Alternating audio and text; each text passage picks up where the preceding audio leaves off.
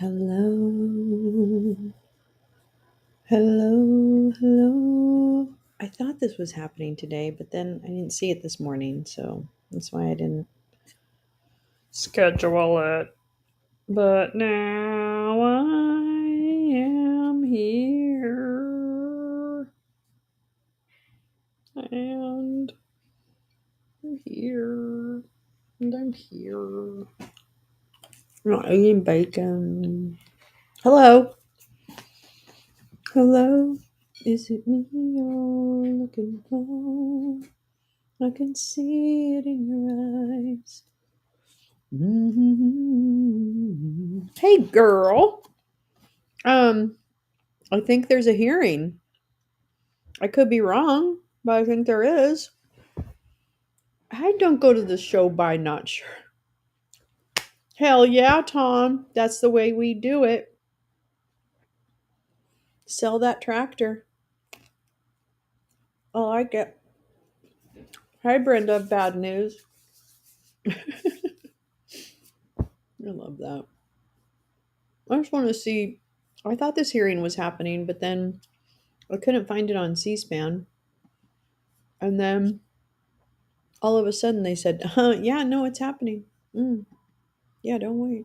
Don't worry. But you know what? I don't see it. So they haven't started. So here we are together, just having. It's Tuesday. It's a Tuesday. So I guess I'll see you next Tuesday. Oh yeah, tonight, hosting a space on Twitter. I don't know what it's going to be. It's really, I tried to get the gals to come on because I miss them. But here we are, we're waiting for the hearing to begin. I didn't read the text of the bill. I'm going to be honest with you. I tried to start reading the text of the bill, and then I realized it looks like all I was reading was the changes to the bill, like the red line. And I'm like, I mean, not the red line version, but like the red line changes. And then it was like, whatever. I don't know. I don't know. Alts count too. I just read Muskie's message on my tweet. On my tweet. Tuesday. It is Tuesday. What's going on with this hearing? Come on, fellas. Ladies. He, she's, and theys. What's going down? Oh, yeah, democracy in action, and we're watching it. We're watching it. Watching it. I mean, I can show you the bill. There you go. Conforming amendments relating to sequestration reports. Section 254 of the Balanced Budget and Emergency Deficit Control Act of 1985 is amended. They changed the years. Good. Appropriation of cost of war toxic exposure fund. This is the burn pits, right?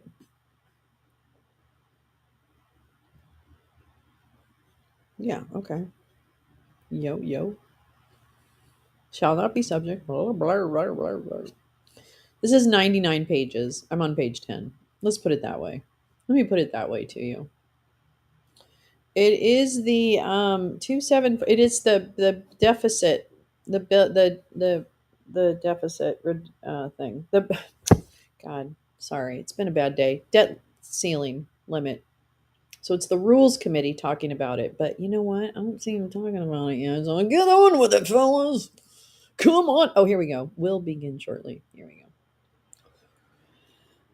So HR 3746 is the particular bill that they're talking about. And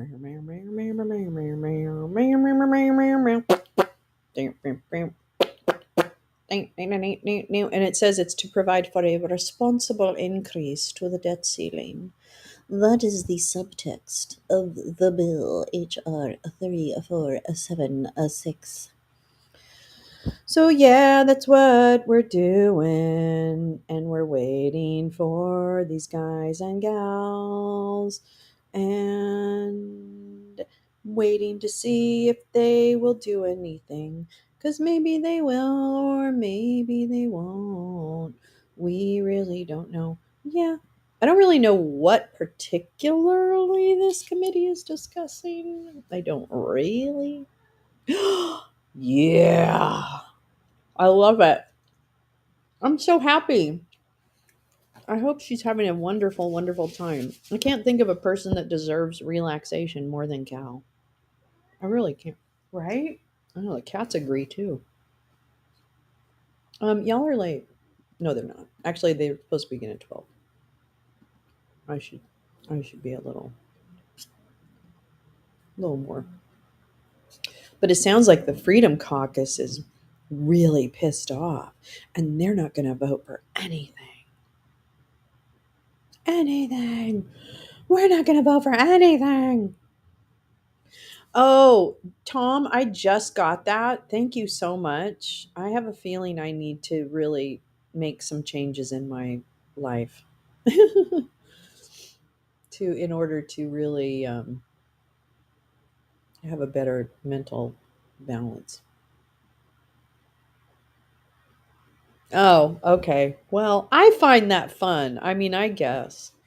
And of course, I love her children, so I would take them to Disney World anytime, any day, any minute, and we would fucking have a great time.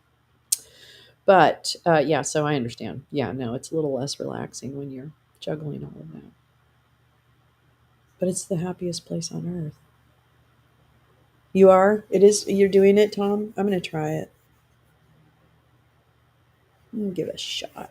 I'm going to give it a shot. I have, hey, G, how you doing?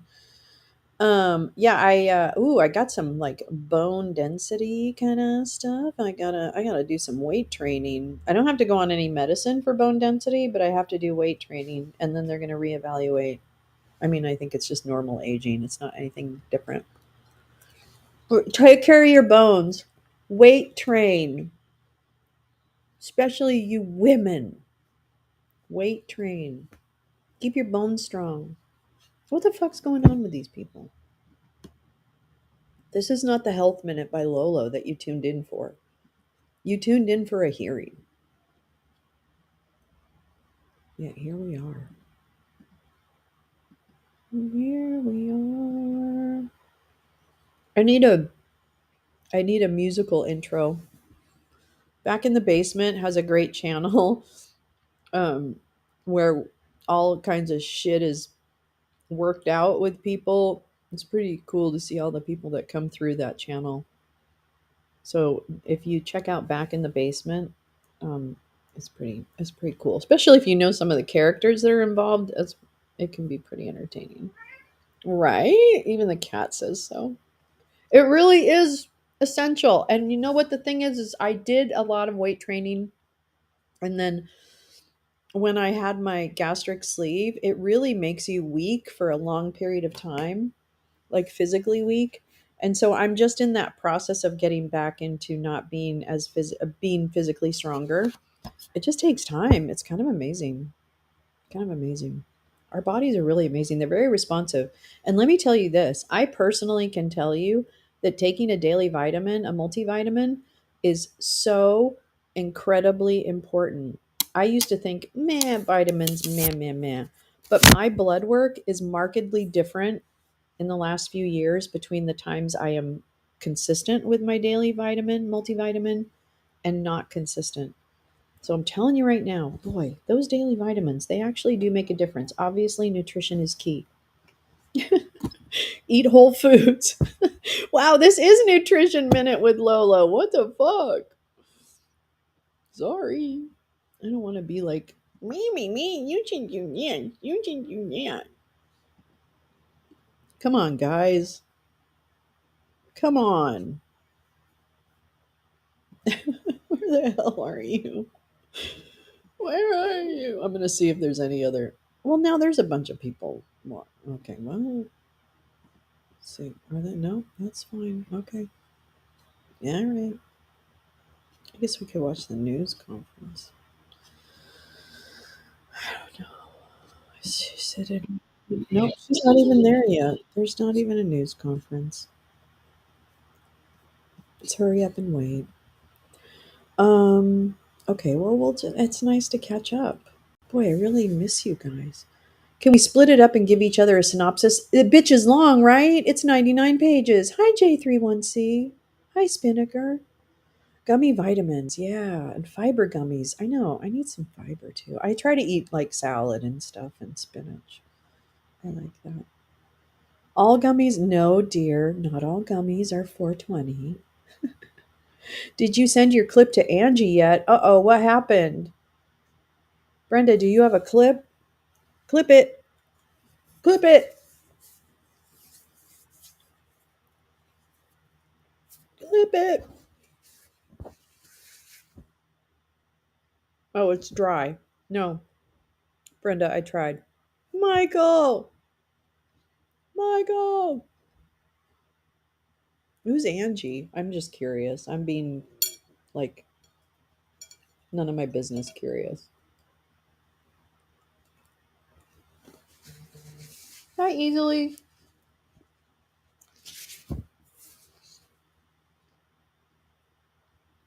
Eating bacon.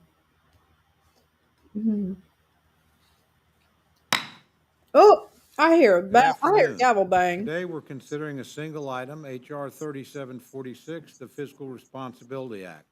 This bill is the culmination of bipartisan negotiations between President Biden and Speaker McCarthy to responsibly raise the debt ceiling while enacting significant spending cuts and reforms. Angie's a For check. She's months, trying to get despite evidence. repeated Oh, requests from please. Speaker McCarthy, That's so funny. President Biden and congressional Democrats refused to negotiate with House My Republicans, God, Spinnaker. insisting on nothing less than a clean debt limit hike. But while the president dithered, House Republicans acted. Last month, we passed the Limit, Save, Grow Act, a bill that responsibly coupled the lift in the debt ceiling with needed fiscal reforms.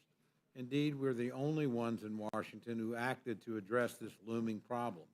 No House Democrat voted for this bill, and unsurprisingly, the Senate has yet to vote on any bill to lift the debt ceiling. But despite the long delays caused by President Biden and Senate Democrats, we finally reached an agreement. Today's That's all bill I is a have in my product house of right now is the only compromise reason and I'm eating reflects the bacon. It's realities just of all I have. divided government. We shouldn't allow that to overshadow what this bill accomplishes. As I've often said, in a true negotiation, you always get less than you want and give up more than you'd like.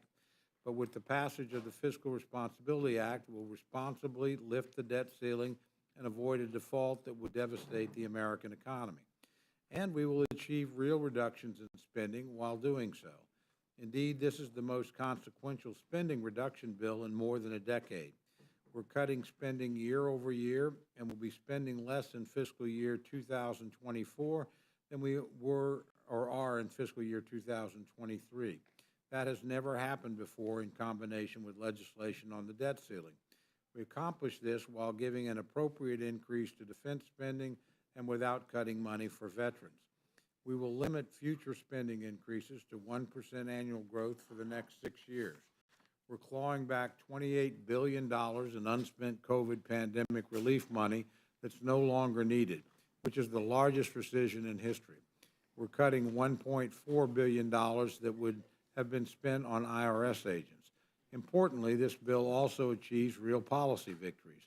The bill includes major reforms to work requirements for SNAP and TANF to incentivize able-bodied adults without dependents to rejoin the workforce and contribute to their communities. The bill blocks the president's demand for $5 trillion in new taxes, and it includes real permitting reform that will speed up the approval process for infrastructure and energy projects. I understand that many members on both sides of the aisle will be dissatisfied with this package. Some of my friends in the minority may not like cutting back spending, and some of my friends in the majority may feel this doesn't go far enough. And there are certainly members like me who would like to spend more on defense than is provided in this bill. But that's to be expected in divided government. At the end of the day, the American people expect us all, Republicans and Democrats alike, to work together for the good of the country. And when we take this bill to the floor, that's exactly what we will achieve. I now yield to my very good friend, our ranking member, Mr. McGovern, for any remarks he wishes to make. Well, thank you, Mr. Chairman. I think Hillary Clinton says it takes a village. I say it takes a bigger room. I don't know if any more people in this room, but thank you. Look, this is not a happy day. We are less than a week from default, and we've been rushed back to Washington to vote on a deal, all because Republicans wanted to push their luck and play games with the debt limit. Frankly, we should not be here. We should have taken care of this months ago. This represents an all-time high in recklessness and stupidity, quite frankly. And let me just point out the obvious here. Every time Republicans are in charge, they screw things up. The last time Republicans held a majority, we ended up with the longest government shutdown in United States history. Now, here we are today, this time dealing with a totally manufactured crisis that risks the full faith and credit of the United States. Both then and now, Democrats have had to be the adults in the room to come in and clean up their mess. Republicans are unfit to govern. I thank President Biden for his leadership throughout negotiations. This bill could have been a lot more awful than it is.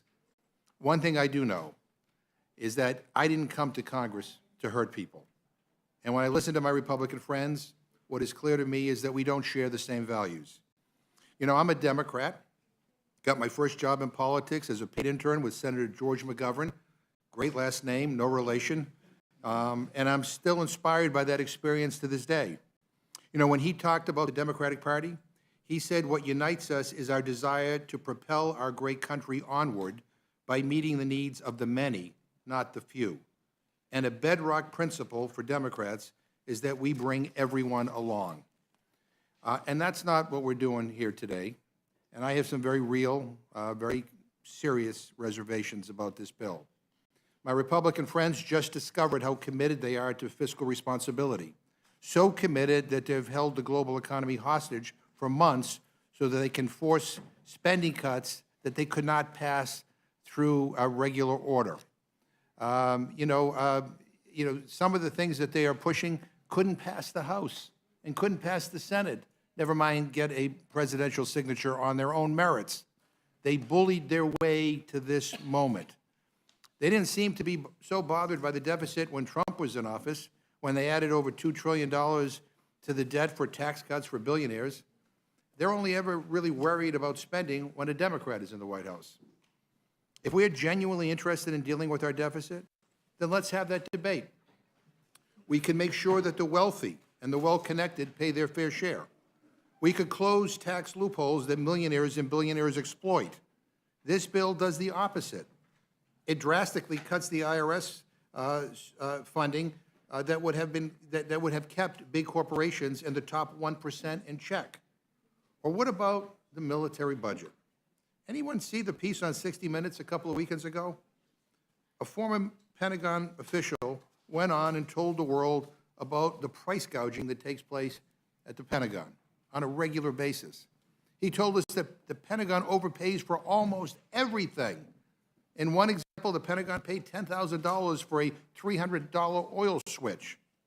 Now, I know my Republican friends and even some of my Democratic friends claim that reducing military spending would somehow undercut our national security.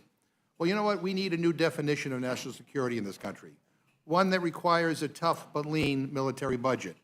But that is not just about bullets and bombs. Our national security must be measured by the prosperity of our people, by whether our families have enough money to buy groceries, and whether we're investing in our schools, our libraries, and our roads and our transportation systems. National security includes the cleanliness of our air and the purity of our water. It includes adequate support for our veterans, for our seniors, and for our children, and all the things that strengthen our communities. If we continue failing to invest in our people, what kind of country will be left for our military to defend 20, 40, or 60 years down the road? But we're hearing from the Republicans, don't look there. We can't find any savings from the bloated military budget. Really? And we can't make the richest corporations pay their fair share in order to get our fiscal house in order. We have some of the wealthiest corporations on the entire planet that pay little to no taxes. They should at least pay the rate of what their lowest paying workers pay. Instead, we have to cut funding that helps the most vulnerable in our country. Give me a goddamn break. Now, I appreciate the Biden administration secured provisions to expand benefits to help some hungry people, like veterans, kids emerging from foster care, and housing insecure people. Thank God he's in office and not Trump. But improving benefits for some does not justify putting 700,000 older adults at risk of losing critical life-saving food benefits. Food and hunger should not be a partisan issue. It's a human issue. And we have over 30 million people in this country who don't know where their next meal will come from. And this current SNAP benefit is on average $6 per person per day. That's $2 per meal. And the majority of people on SNAP who can work, they actually do work. And we also know, by the way, that work requirements don't work. A February 2023 study found that work requirements of SNAP cause a 53% overall reduction in program participation among adults subject to work requirements. Importantly, the paper found these requirements have no effect on employment. A June 2021 research report found no evidence that the ABOD time limit substantially increases employment. And a February 2021 article entitled "The Effects of Changing SNAP Work Requirements on the Health and Employment Outcomes of Able-Bodied Adults Without Dependents," exactly what we're talking about today in this bill. They reported that losing SNAP made people less healthy and had no significant change in employment status. And by the way, my Republican colleagues, for all their talk about this, have held no hearings on this issue. Not one. I actually sit on the Agriculture Committee. I sit on the Nutrition Subcommittee. Not one hearing on this stuff. We're almost in June. Feel so strongly about this stuff? And no hearings? No need to make sure that people who don't want to lose their benefits are protected? So putting aside all of that, Republicans think the way we should get our budgetary house in order is by going after vulnerable people. I don't know what the hell is wrong with them, but that is where what this bill is all about. Make no mistake, these adjustments will make older, poorer Americans hungrier, full stop. I also have issues with the anti-environmental language in the deal. This bill slashes key NEPA protections, approves the Mountain Valley Pipeline, and doesn't include transmission reform. And we all knew that there would be concessions and compromises. As I said earlier, some of my friends are still withholding support because they believe that this bill doesn't go far enough, that it doesn't hurt people enough, which is outrageous to me. But by weaponizing the debt ceiling, Republicans are establishing a precedent that will haunt us forever, that one party can use the full faith and credit of the United States as a hostage to pass their widely unpopular ideas.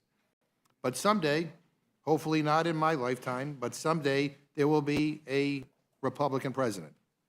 And you will remember this moment, because what you are trying to do is get things enacted that you could not get done through regular order. It is a lousy, lousy way to govern. Now, this will be a long afternoon, and I'm sure many of our members will have much to say. People will have to decide in the next several hours how they will ultimately vote on this package. But let me end as I began. This is not a happy day. And with that, I yield back. Without objection, any prepared statements that our witnesses may have will be included in the record. I'd like to welcome our first panel, Chairman Jason Smith and Representative Mike Thompson from the Committee on Ways and Means, and Representative Ron Estes and Ranking Member Brandon Boyle from the Committee on the Budget. Chairman Smith, welcome back to the Rules Committee. I welcome your testimony.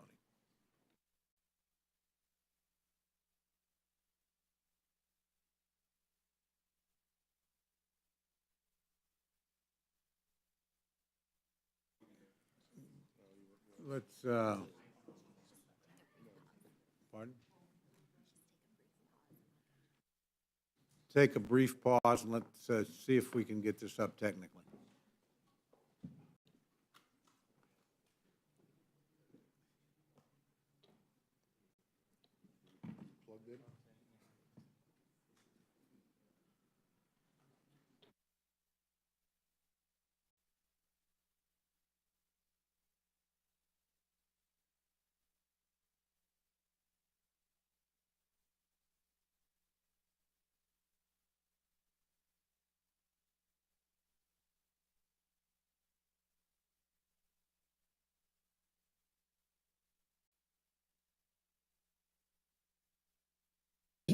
So while we take a There we go. break and There we go. think, oh fuck, Okay, we'll damn it! resume. Chairman Smith, you're recognized for your opening statement. I mean, make a Thank playground you, everywhere. That Chairman would be nice. Cole, Put a Ranking Member fucking playground McGovern. everywhere. I want to thank you all for the opportunity to say a few words about the legislation before us that addresses the debt ceiling, and it begins to address the spending binge that got us here.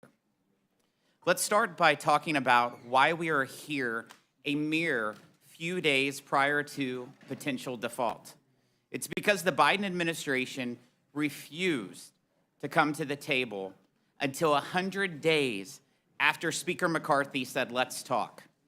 Even though polls show the majority of Americans, they want a debt ceiling agreement where Congress can cut spending.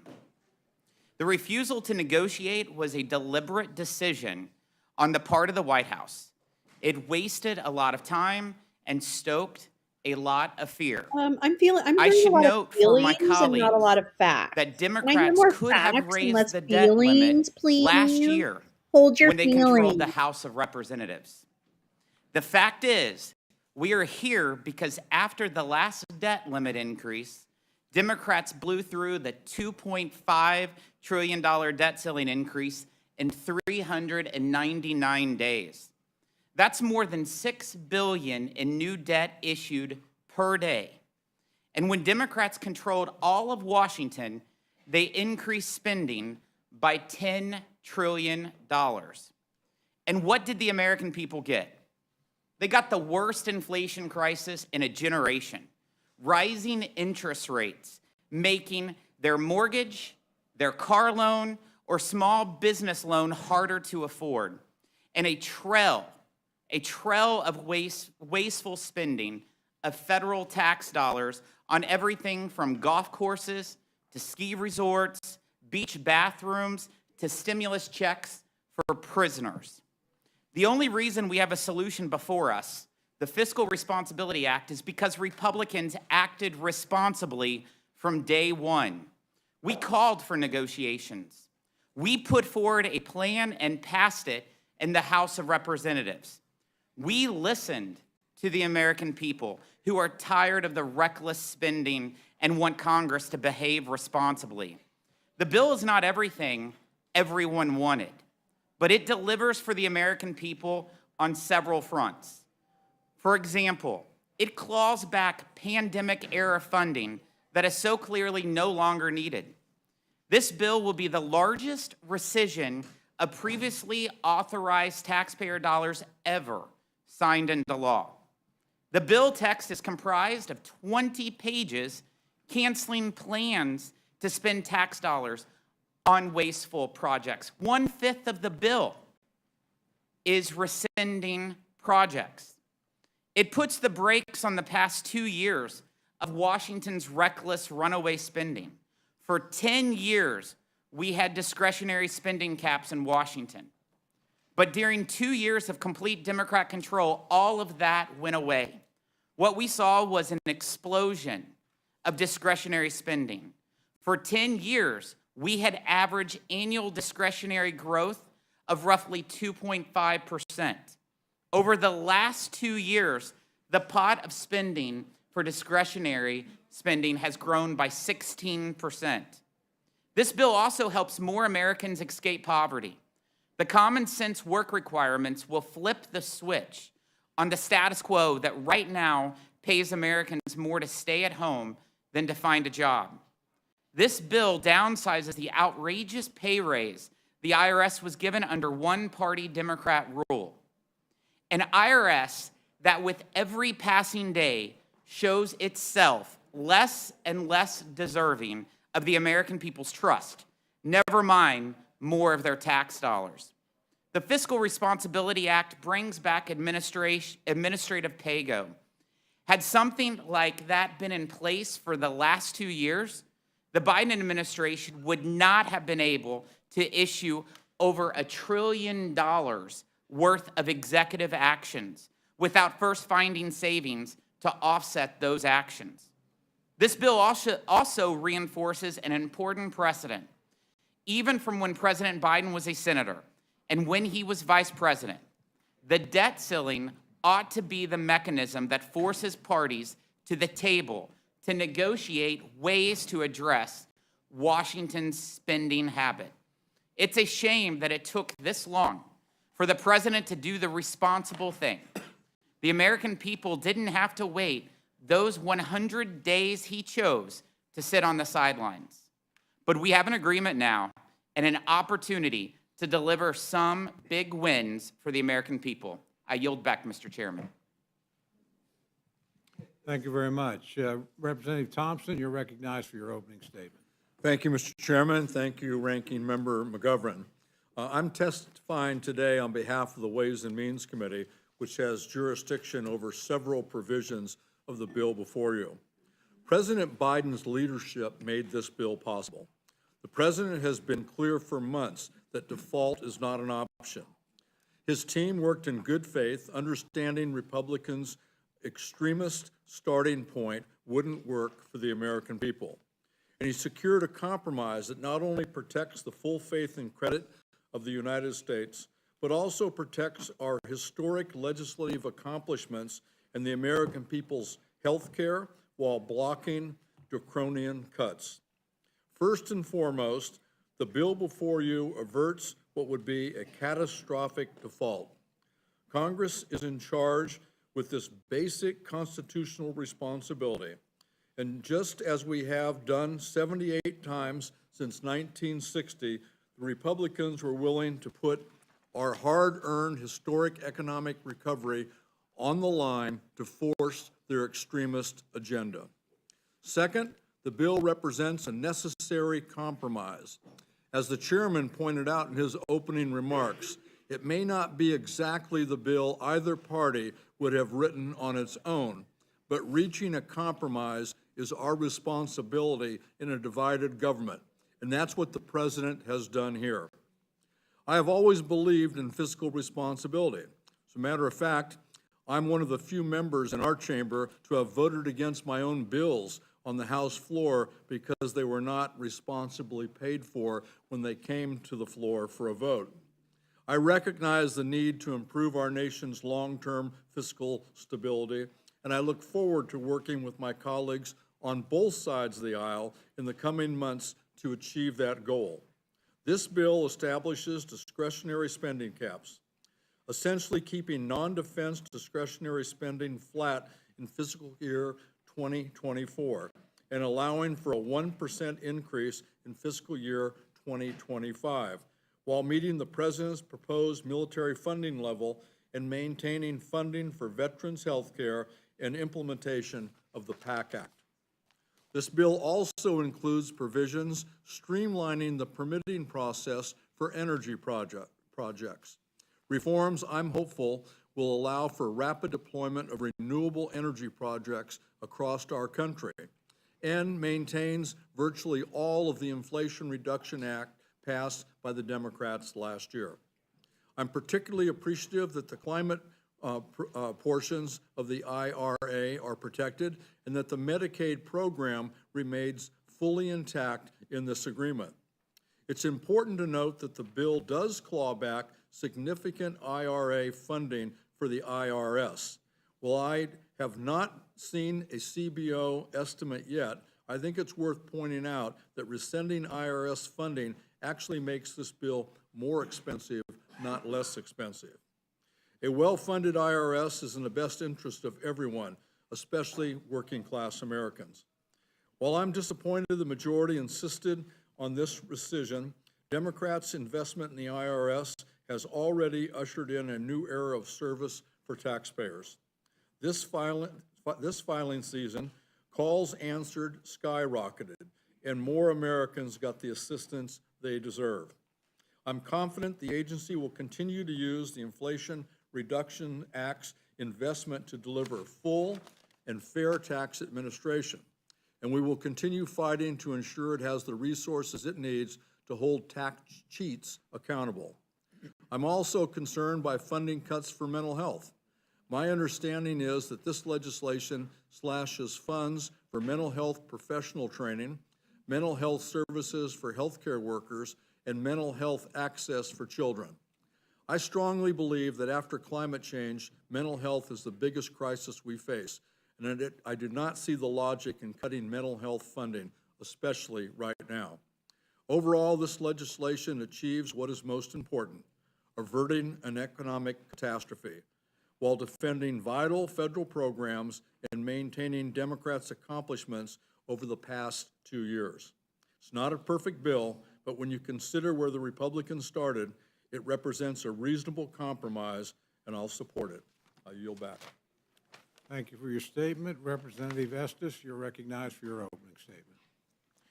Chairman Cole, Ranking Member McGovern, members of the Rules Committee, thank you for allowing me to testify today in my capacity as a member of the House Budget Committee. The Fiscal Responsibility Act is more than a bipartisan agreement. It's a win for American people that will start pushing back on the insatiable desire Washington has to spend other people's money. And I hope my colleagues would join me in supporting it in the House. We're here today just days before the federal government cannot pay all its ongoing bills. The government hit the statutory debt limit of borrowing in January, and Treasury Secretary Yellen has been delaying some expenditures using extraordinary measures.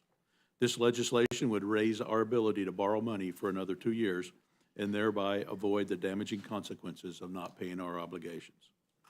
But as Speaker McCarthy, my Republican colleagues, and I have said for months, we cannot just keep borrowing and spending without addressing the major drivers of our current fiscal mess. Like any family or individual that has gone into deep debt, the underlying causes need to be addressed before we raise the limit on our national credit card and just spend more without any change in behavior. That's why Speaker McCarthy, on behalf of House Republicans, insisted on incorporating some fiscal reforms, as has often been done by previous Congresses in budget negotiations, as part of the debt limit increase. This bill begins that process by putting enforceable spending caps in place for fiscal year 24 and 25. We will spend less money next fiscal year than we did this year. According to CBO, this bill will reduce overall non-defense discretionary spending by $40 billion, or roughly 5.4%, the largest one-year reduction in non-defense spending ever. Spending on non-defense programs will be limited to $704 billion from last year's level of $744 billion, and a reduction of $111 billion compared to the CBO baseline, or $105 billion below the president's request. At the same time, this measure also funds defense at $886 billion for fiscal year 24, a 3.3% increase over fiscal year 23. As far as economic growth measures, in addition to limiting out-of-control spending, the Fiscal Responsibility Act also includes some critical economic growth measures. First, it will increase labor force participation by expanding work requirements for able-bodied adults in the SNAP food stamp and Temporary Assistance for Needy Family, or TANF programs. These are two important reforms that will bring more workers into the labor force, but ensures that only those who can work, the able-bodied adults without dependents, are required to do so. The Fiscal Responsibility Act also includes some needed permitting reforms, which will help build infrastructure, produce more energy, create American jobs, and reduce costs to consumers. Beyond discretionary spending controls and these important economic growth measures, there are other significant provisions in this bill that deserve highlighting. The Fiscal Responsibility Act finally ends the federal student loan moratorium and the so-called interest pause, effective August 31st, 2023. For every month borrowers were allowed to skip payments, $4.3 billion were added to the American taxpayers' debt. 41 months later, the moratorium has cost American taxpayers approximately $176 billion. This bill also rescinds nearly $28 billion in unspent COVID funds. Republicans and Democrats now finally agree the national emergency has ended and this funding is no longer necessary. The dollars were not needed during the emergency. These funds are not yet obligated, and they should be returned to the rightful owner, the American taxpayer. Fiscal Responsibility Act also requires the executive branch to offset any potential spending increases caused by executive actions. This is an important new safeguard as the Biden administration has increased spending by billions of dollars over the past 2 years with its executive actions without congressional authorization. This action alone should be reviewed as a major win for fiscal responsibility. Of course, this bill is not perfect. It does not address all of the things I and others wanted it to do. It's the byproduct of hard-fought negotiations between Speaker McCarthy and President Biden. And when I look at the list of major wins for conservatives and the American people, it's hard not to be excited that we're finally reducing spending, encouraging work, and reining in the executive branch. I've been fighting to change the culture of Washington since Kansans first sent me here 6 years ago, and this bill is another opportunity to make improvements. The alternative is much worse, a so-called clean debt ceiling that once again kicks our opportunity to bring fiscal responsibility to Washington, D.C. down the road. This is a great bill, and it lays the groundwork to continue making positive change that will benefit our country for generations to come. It should be noted that this is only the first step in correcting the financial mess we're in. It took years to get to this point, and it won't change overnight. I introduced an amendment in the last Congress to cut non-defense spending by a mere 1%, and it failed here in the Rules Committee. I'll continue fighting for fiscal sanity, cutting wasteful spending, and promoting economic growth. This is the start of changing that trajectory, and I look forward to working with you all to do even more in the future. I support the bill, and I hope my colleagues do as well. I would be glad to answer any questions. I'll yield back, Mr. Chairman. Thank you very much. Ranking Member Boyle, you're recognized for your opening statement. Thank you, Mr. Chairman, Mr. Ranking Member, and to those who are also testifying. You know, there's a lot of rhetoric around this bill and the whole issue regarding the debt ceiling and where we are on spending. So I think it's helpful perhaps to take a step back and recognize exactly where we are in terms of this economy. Right now, as the center-right Economist magazine recently observed, the United States by far is leading the economic recovery out of the pandemic. It is not even close. Unemployment is at a 54-year low. GDP growth greater than any other peer economy. We see manufacturing booming, real incomes rising, the gap between the richest Americans and poorest Americans shrinking, and even inflation, which has been a challenge for every economy on earth recovering from the pandemic, it has declined for 10 consecutive months and continues to do so. So maybe one of the best things that Congress can do this year is not get in the way or pass anything that would screw up that world-leading economic recovery. Unfortunately, just a month ago, the bill the House Republicans passed and that no Democrat voted for would have done exactly that. It would have ended this world-leading economic recovery. It would have led to 780,000 fewer jobs and a greater likelihood of a recession next year. Those aren't my words. That is the nonpartisan economic analysis from Moody's. I am very proud that despite the flaws in this bill, we are here with something that will not do that sort of damage to our economy. This bipartisan bill is not perfect. In fact, I've yet to meet one person who loves it. Perhaps that is a sign that it is a fair compromise between a narrowly Republican House and a narrowly Democratic Senate, and of course, a Democratic White House. There are, however, things to celebrate in this bill because of what is not in it. The sort of damage that we saw from the Republican partisan bill that passed here just a month ago. This bipartisan budget agreement protects critical services for children and families. The agreement protects critical funding for education, healthcare, and housing, in contrast to the extreme MAGA Republicans' proposal, which was for 22% cuts and a decade of harmful budget cuts. It protects veterans' health care. One of the most important bills that we passed last session, a Democratic House and Senate with a Democratic president, was the PACT Act. Revolutionary in terms of funding the true health care needs for our veterans. This bill protects the gains of the PACT Act. This bipartisan budget bill protects Social Security, Medicare, and Medicaid. It protects the historic clean energy infrastructure investments, again, that were passed last term, the largest such investments to address climate change in our nation's history. It also protects the lifelines for vulnerable Americans. The agreement helps more veterans, people experiencing housing instability, and young people aging out of foster care access SNAP, while avoiding the most devastating changes extreme MAGA Republicans sought to SNAP and to TANF. Again, this bill is not perfect, but we should take a moment and reflect how close we are to what would be the first ever default in American history. June 5th, we're less than a week away. You know, we've raised the debt ceiling 103 times since 1940.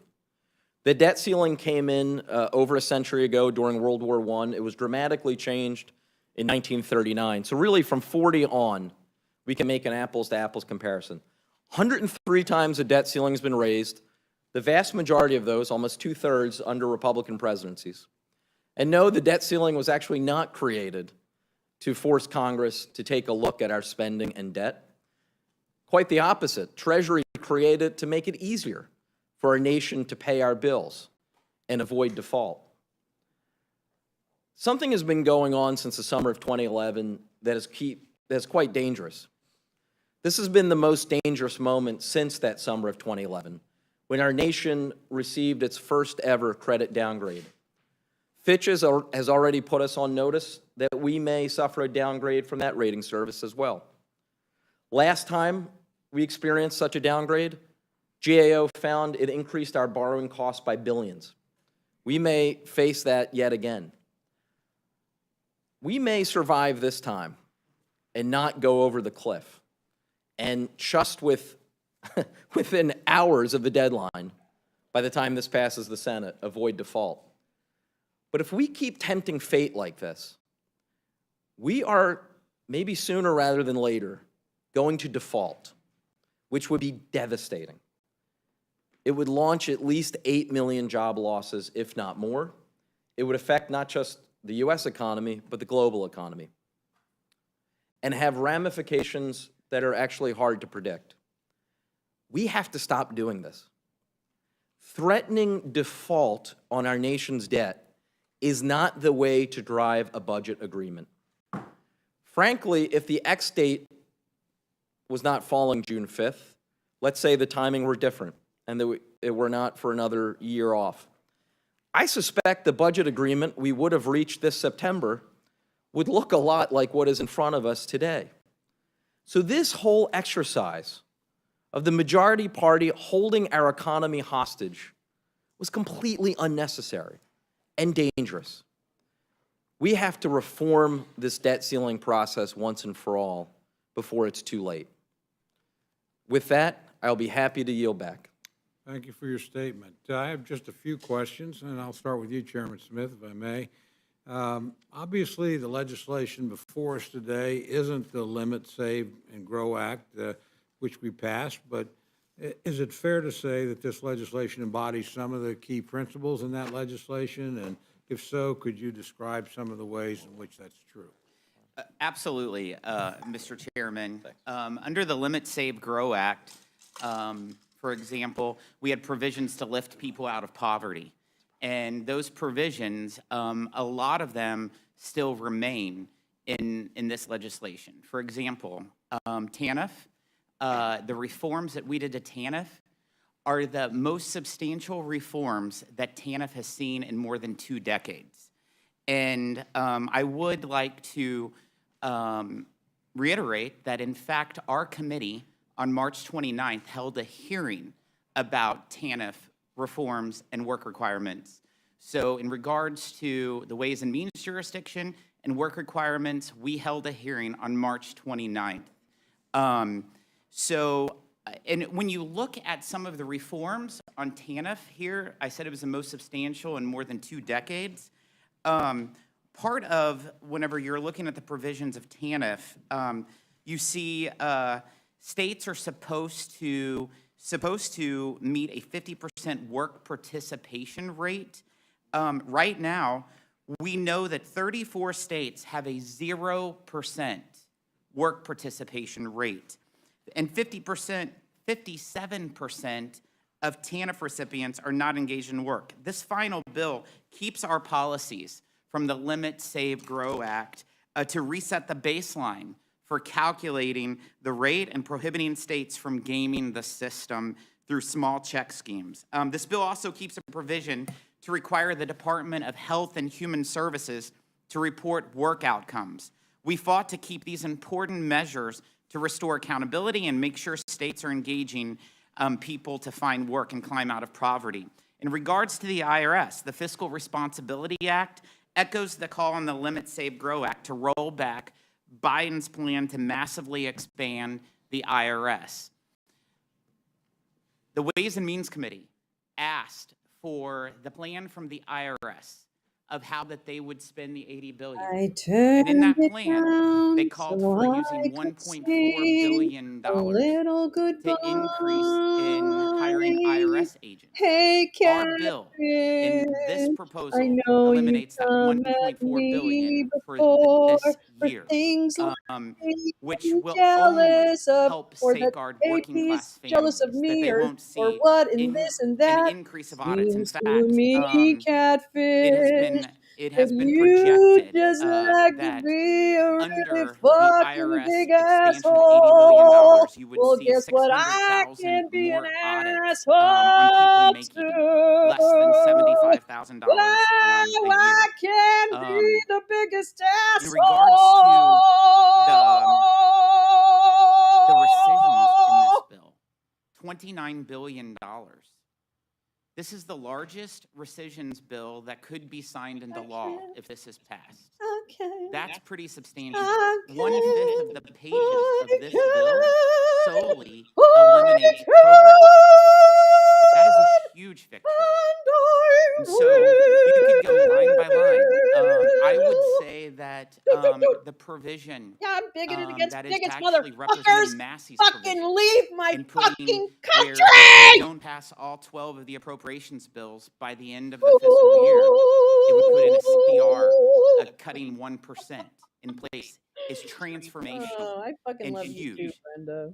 This bill That's a will bell. cut spending next year of what it currently is this year. Oh my god. That is something that Congress does Sorry, I'm very, very rarely. And so I think it's a big win. He might be a good guy. I have Two no. other quick questions. Have any of our colleagues on the other side of the aisle? Well, in you the House know, yet I think voted I've to met raise them the debt too, ceiling? Jennings. I don't know. They've always been You up know, in my ass fact, for not stupid one stuff and Democrat stuff that in isn't the House real. or the So Senate whatever. has voted to make sure our country does not default to this Congress. Only Republicans have voted to make sure our country does not default. And has the Democratic Oh, Senate even it's one of those produced a people. plan Those to raise people the debt that's ceiling? afraid of. No, and they Okay, can't okay, muster whatever. the plans. You know, the blank check debt limit Blame. increase that has been asked by the president prior to this agreement, if the MJ, I United can't States find Senate could anyone's pass it, names. No they one's would, introducing but they themselves. No can't one even has a get fucking name 51 card. No one has a votes in fucking. their body to pass it. So Yeah, the ridiculous. only Lame. proposal That's that the has been theme. passed by anybody is the Limit, Save, Grow Act, which was solely with Republican votes. Thank you very much. Mr. Estes, let me go to you next, if I may. Are there any mechanisms in the Fiscal Responsibility Act that would prevent Congress from raising spending caps? Yes, there is hard caps on fiscal year '24 and fiscal year '25. Not only do we see a reduction in spending. I mean, I'm from going to call fiscal this year guy a 23 a to fiscal year Republican because 24, I think I. but then those are capped going forward into fiscal year '25. Only have a 1% increase in the subsequent year. And then for the next 6 years beyond that, it's also requirements that it be capped at 1% as well moving forward, so that future Congresses know that's the direction that we wanted to go to limit that spending. Thank you very much. With that, I'll go to my good friend, the ranking member, for Hey, any TJ, questions he cares to don't know, pose. don't care. How about Mr. that? Chairman, How about I'm gonna that? Oh, I yield, could go to his channel. to, I don't care. I just don't Ms. care. Scanlon Or to their ask channel, I questions guess. for I us. don't even know if it's a woman or a man. That's certainly fine. Ron Estes R, thank you. Thank you, Mr. Chairman. This isn't legislation, it's hostage taking, and it's not worthy of the American people. Oh, well, It's there you go. supremely irresponsible to threaten a global economic meltdown in order to appease a radical minority. Oh, this But woman, I here we like are her. today, forced to address F. a Scanlon, Patty manufactured debt Scanlon. I ceiling like her. crisis that Is has she from rattled Connecticut or global Delaware economic or markets something? because right-wing members of the House have a stranglehold on House majority and its leadership. Republicans in the House, influenced by their most extreme members, decided to hold our country's economy hostage in order to take food out of the mouths of hungry Americans.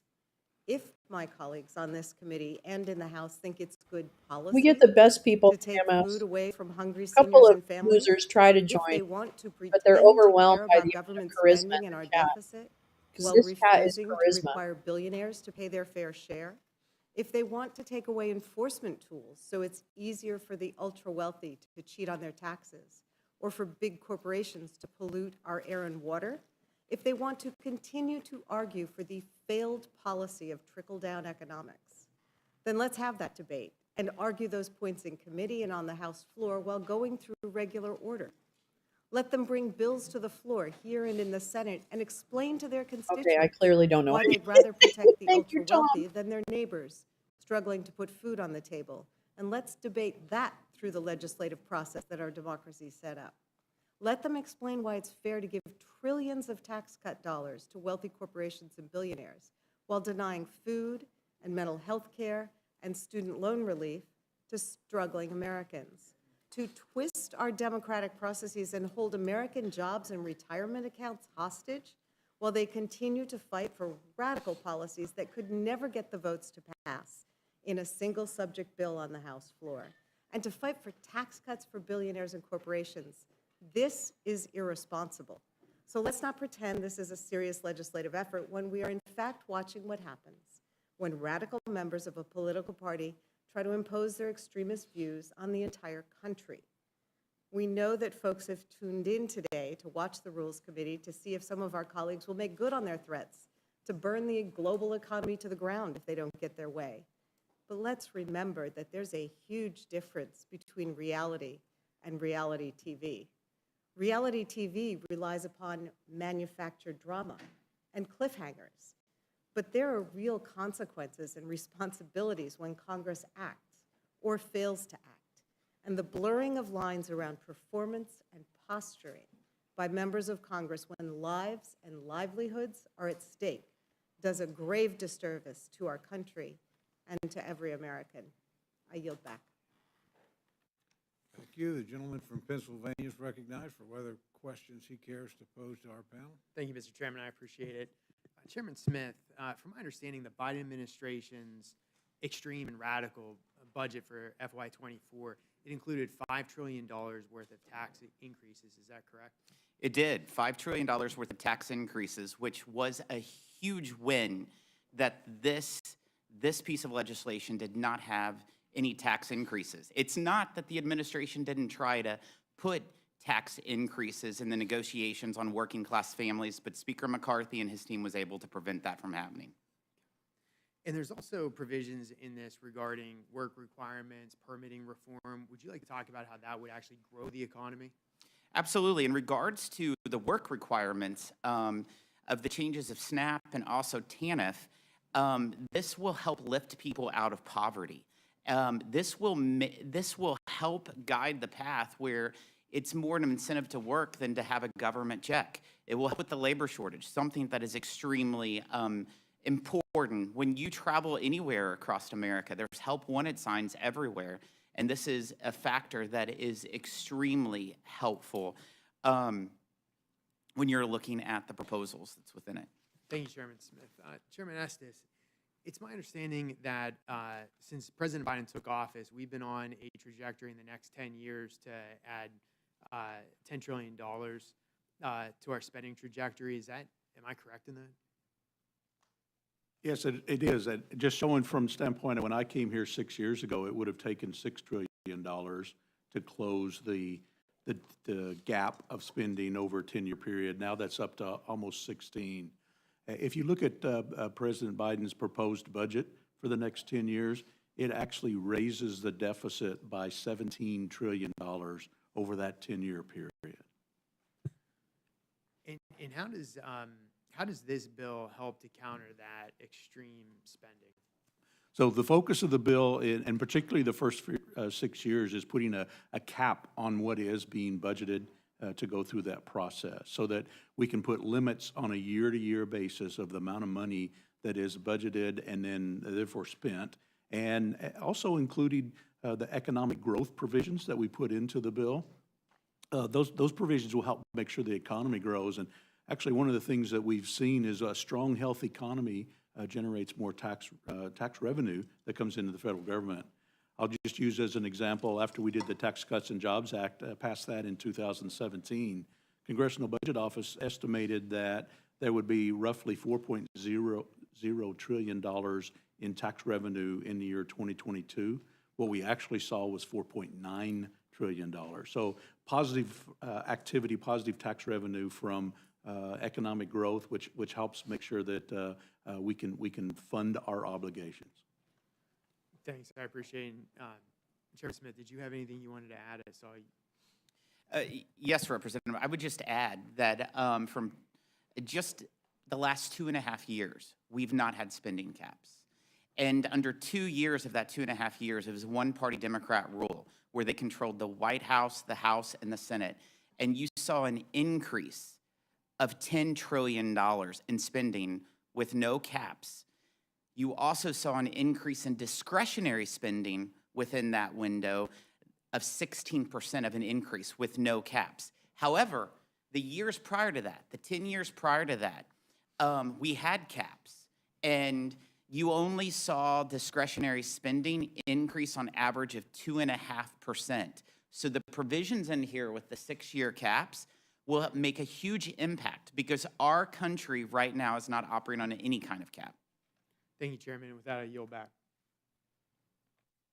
Thank you. Gentleman from Colorado is recognized for any questions he has for the panel. Thank you. I thank the chairman. A couple questions on the substance of the proposal, but first I want to talk a bit about process. So grateful to have each of the witnesses here from the various committees of jurisdiction. I must say I'm a bit struck by some of the comments that have been made both by the witnesses and my colleagues on the other side of the aisle.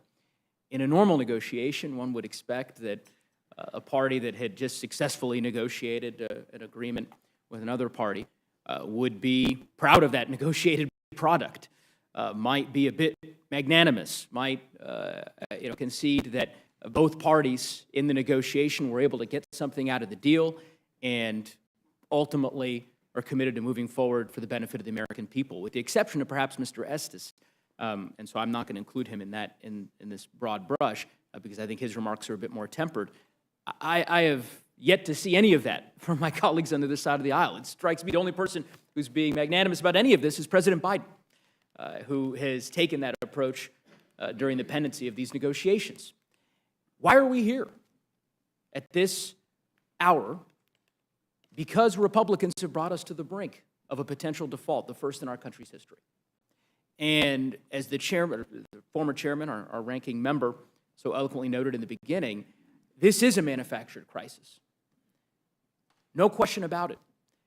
House Republicans are in control. You have the gavels. You are in the majority. And the fact that we are now a mere few days from a potential default because the majority has decided to engage in this hostage-taking that my colleagues have described, I think, is a dangerous harbinger for how this body may function into the future. Now, I heard a number of my colleagues, and I was a bit surprised to hear the chairman use some of these phrases, sort of laying blame at the president and describe, I think he used the word dithering and long delays. I hope we can certainly disabuse the American public of any of these exaggerations and, in my view, falsehoods around the nature of the negotiations that have taken place. The president put forward a budget months ago. Mr. Chairman, Chairman Smith, do you know when the president submitted his budget to the United States Congress? I don't remember, but it was March 9th. It was late. It was due February 1st. Oh, I'm glad you noted that. Chairman Smith, when did the Republicans submit their budget? You would need to ask the budget. I would need to ask the budget chair. Well, Mr. Estes, when did the Republicans submit their budget? Only in the Rules Committee, by the way, could a witness lay blame at the president for being a few weeks late in submitting his budget when his party hasn't submitted a budget, period. I don't know if I'm living in the twilight zone. I mean, again, I'm not suggesting that, that one cannot make points, substantive points, and have reasonable disagreement about the merits of the underlying proposal. But what I take issue with is this kind of constant scorched earth mentality of, again, laying blame at the White House at every turn, notwithstanding that this is a deal that your party has negotiated with the White House. Republicans didn't submit a budget. They filed their bill, the Default on America Act. I understand you have a different name for it. Chairman Smith, when was that bill filed? I don't know what you mean, the Default America The Save, Act. Limit, Grow Act, when was that submitted to the Congress? Oh, that's clearly not the bill that you were just talking about. The Limit, Save, Grow Act was passed out of Congress in April. April 25th is when it was introduced. So the president puts forward his budget in early March. He tells House Republicans and Speaker McCarthy, put forward your budget, put forward your proposal, and let's have a conversation. A budget is Mr. not a Smith, debt I'm gonna, limiting. It's two different I'm gonna things. claim my time, and you'll Okay. have an opportunity to respond at the end. The president submits the budget, gives Republicans an opportunity. Republicans don't file it mid-March, late March, early April. The House adjourns for a 2-week break. Mid-April, still nothing. Finally, House Republicans introduce their bill, not a budget blueprint, but a bill. They pass it that same week, and then the House adjourns for another recess. The day the House comes back, the president brings forth the Speaker, the Senate leadership, and the Minority Leader of the House to have a conversation about resolving the impasse. So again, facts are facts. Obviously, we're going to have disagreements about the propriety of the spending cuts or revenue decisions with respect to the underlying bill that's being proposed today. But let us dispense with the blame around delays that, unfortunately, my colleagues have been so stuck on. Now, Ranking Member Boyle, you said something that I thought was important for folks who are tuning in, and of course, usually we don't have this much media in the Rules Committee. It's often we don't have these kinds of interesting hearings, and I suppose, again, it's because the stakes are so high. But this is not the first time that our colleagues on the other side of the aisle have decided to engage in this kind of hostage-taking. We were here, not you and I, but the Congress was here, the American people were here a decade ago when they did this previously.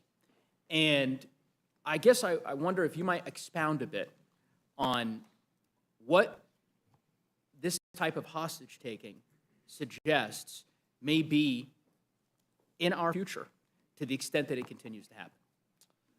Yeah, Mr. Goose, that is correct. In the summer of 2011, unlike any other period, even though the debt limit itself has existed since World War I, and even in its modern form since the late 1930s, really 2011 was a milestone, because that's the first time in the history of the debt ceiling we saw one party weaponize it to such a degree. It roiled the markets. They dropped, I believe, 17%, including 5% in one day. And even though the debt ceiling was ultimately raised, by coming within just a few days of deadline, it led to the first ever downgrade in American history. Downgrade was done by Standard & Poor's. GAO has subsequently found it has increased our borrowing costs by billions of dollars. So after all of that turmoil and after all of that tumult, it actually ended up increasing the national debt and increasing the cost to taxpayers. It also created a dangerous precedent that now this Republican majority, again with a House Republican majority and a Democrat in the White House, they decided to follow that 2011 game plan. So we had been put on warning by at least one credit agency that we may face another downgrade. You know, the reality is the more this goes on and the more this goes on, first, as I mentioned before, we tempt fate that we will actually go over the cliff and bring the global economy with it. But we also run the risk that we will one day not be the reserve currency of the world. The reason why our interest rates are so low comparatively is because we are a safe haven for investment for the rest of the world. These sort of antics increasingly bring that into doubt, whether or not folks will get their money, the folks who are lending to us. So this is it's a dangerous pattern that was really created in 2011. This has been another major milestone when it comes to the debt ceiling. And I'm truly worried in terms of what the future looks like if we don't dramatically change this system. Well, I thank the ranking member. I share your sentiments, and I think one benefit of this legislation, to President Biden's credit, is that it takes this kind of hostage-taking off of the table for the duration of the 118th Congress by virtue of the limit being extended through January of 2025. But nonetheless, this is sustainable, and Ranking Member McGovern's warnings, I think, are prescient. And I would challenge my Republican colleagues to recognize those warnings, to be cognizant of that, because clearly if this becomes the precedent, irrespective of which party might be in power in Washington or the political affiliation of the president at a given time, to the extent the debt ceiling is up, it will incentivize this kind of hostage-taking into the future. Now, in terms of the substance of the proposal, again, I'll perhaps go to you, Chairman Smith, because I think, again, Mr. Estes, you described a variety of the different provisions in the bill, at least some of those, in ways that I think are consistent with the underlying language of the bill. And this bill is not perfect by any stretch. There are a variety of provisions that I certainly disagree with. But I do think the bill, on balance, does a number of things. One, it averts catastrophic default. As Ranking Member Boyle articulated, the consequences of a default on our debt would be devastating to everyday Americans across our country, in Kansas and Colorado, everywhere. Two, it, as I said, takes the hostage-taking off of the table for the duration of this Congress. And then finally, it protects core American programs for a lot of Americans. Social Security, Medicare, veterans benefits, programs that House Democrats have been fighting to protect and have successfully protected over the course of these last 30 days, evident by the bill that we have before us. I was a bit surprised, Chairman Smith, when our chairman, Chairman Cole, asked the question of you to essentially describe the parallels, or wrong phrase, similarities between the limit, the April bill, I'm forgetting the phraseology here, safe grow limit bill that you all introduced in April, and this bill. And your response was, I wrote it down because I was so struck by it. You said, you can go, quote, line by line. I've spent the last couple of days reviewing this bill since the legislative text was released. So I have done that. I suspect many of my colleagues have as well. And what I see certainly doesn't comport with the bill that was passed back in April. Medicaid. This agreement doesn't include any changes to the work requirements for Medicaid, which your bill, the April bill, did. As we know, it would ultimately put at risk 21 million Americans in terms of potentially losing Medicaid. This bill does not do that. This bill, as you said, includes a rescission of IRS funding, and Ranking Member Designee Thompson explained this as well, of $1.4 billion. My read of the April bill that you had proposed was a $180 billion rescission. Am I using the right number, or is that incorrect? 180 billion, more like 72 billion. 72 billion, okay. So $1.4 billion versus $72 billion. Those two numbers don't strike me as similar. I mean, if you were going to ask me and say, are these two numbers similar, I would say no. But anyway, we can go down the list line by line. Fully funding veterans' medical care. We call it the Default America Act, cut $200 million for VA research, $1.2 billion for VA info technical research. This bill fully funds medical care for veterans, including the funding, as Ranking Member Boyle said, for the PACT Act's Toxic Exposure Fund at the levels that were included in the President's fiscal year 2024 budget. SNAP eligibility. This bill includes SNAP eligibility for veterans, for those who are homeless, a variety of different vulnerable people, understanding the change that you articulated in your colloquy with Mr. Cole, with Chairman Cole. But in addition to those changes you described, and I'm not taking issue with, well, I take issue perhaps substantively with them, I'm not taking issue with your description of them, but I am simply saying alongside those, adjacent to those, there is the reality that this bill does in fact expand SNAP for certain veterans. And so I guess my point here, again, perhaps leaning on something that, or a theme, I suppose, that Mr. Thompson, Mr. Estes, and Mr. Boyle, I think all touched on, which is that this is a compromise measure. Not everybody got what they wanted. It's not perfect, but ultimately it will avert a disastrous default, and it protects core programs that are going to benefit a lot of Americans. And I was hopeful that that would be the enduring theme of this particular hearing, given that this is a bill that Speaker McCarthy and his party, ostensibly, or at least on his party's behalf, negotiated with the president. And it's unfortunate that it hasn't been the tone, but nonetheless, we'll do my best to try to bring that to bear here. With that, Mr. Chairman, I yield back. Thank you. Gentlelady from Minnesota is recognized for any questions she might have for the panel. Thank you, Mr. Chair. And first, I think I'm going to just call on Mr. Estes. I think there was some things he wanted to respond to. Thank you. Thank you. I appreciate that. One of the things I just wanted to reiterate back about the budget is that the president's responsible to do a budget in February. Didn't get that done until March.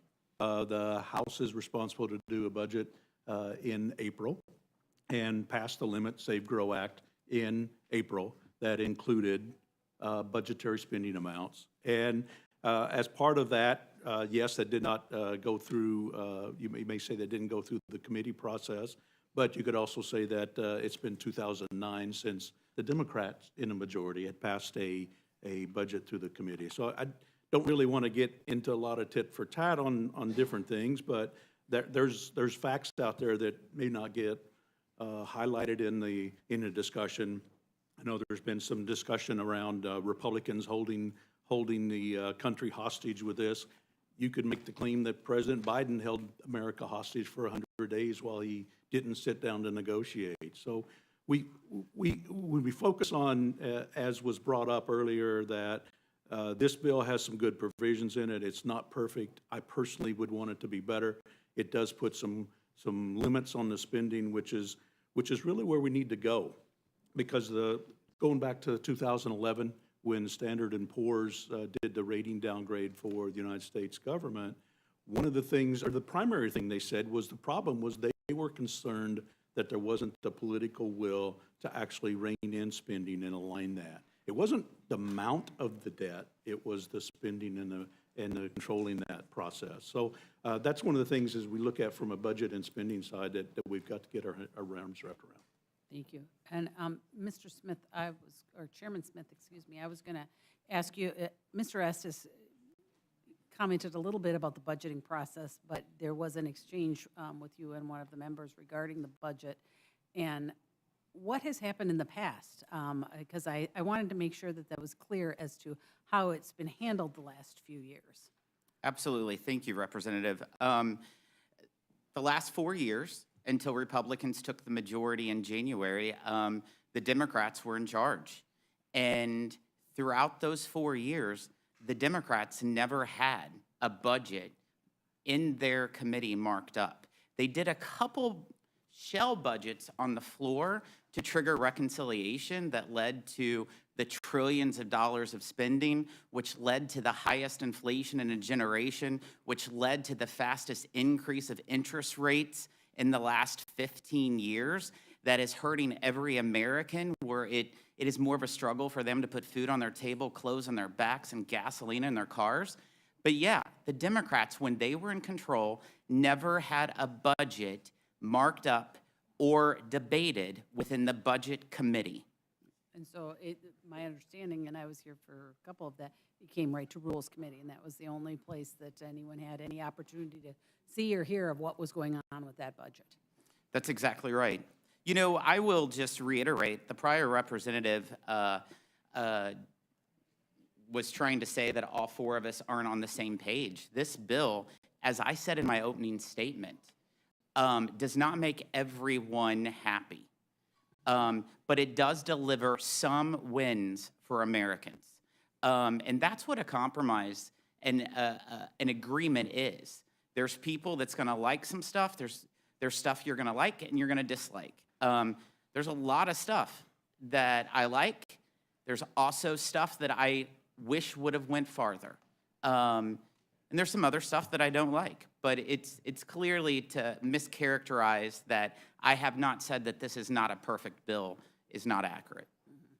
Thank you. And I just wanted to go back. I know that there was some mention at some point of rescissions, and you talked a little bit about that, but I'm kind of curious about the COVID rescission and the IRS rescission and how those differed, you know, as you're talking about a compromise, how those differed from the Limit, Save, Grow Act.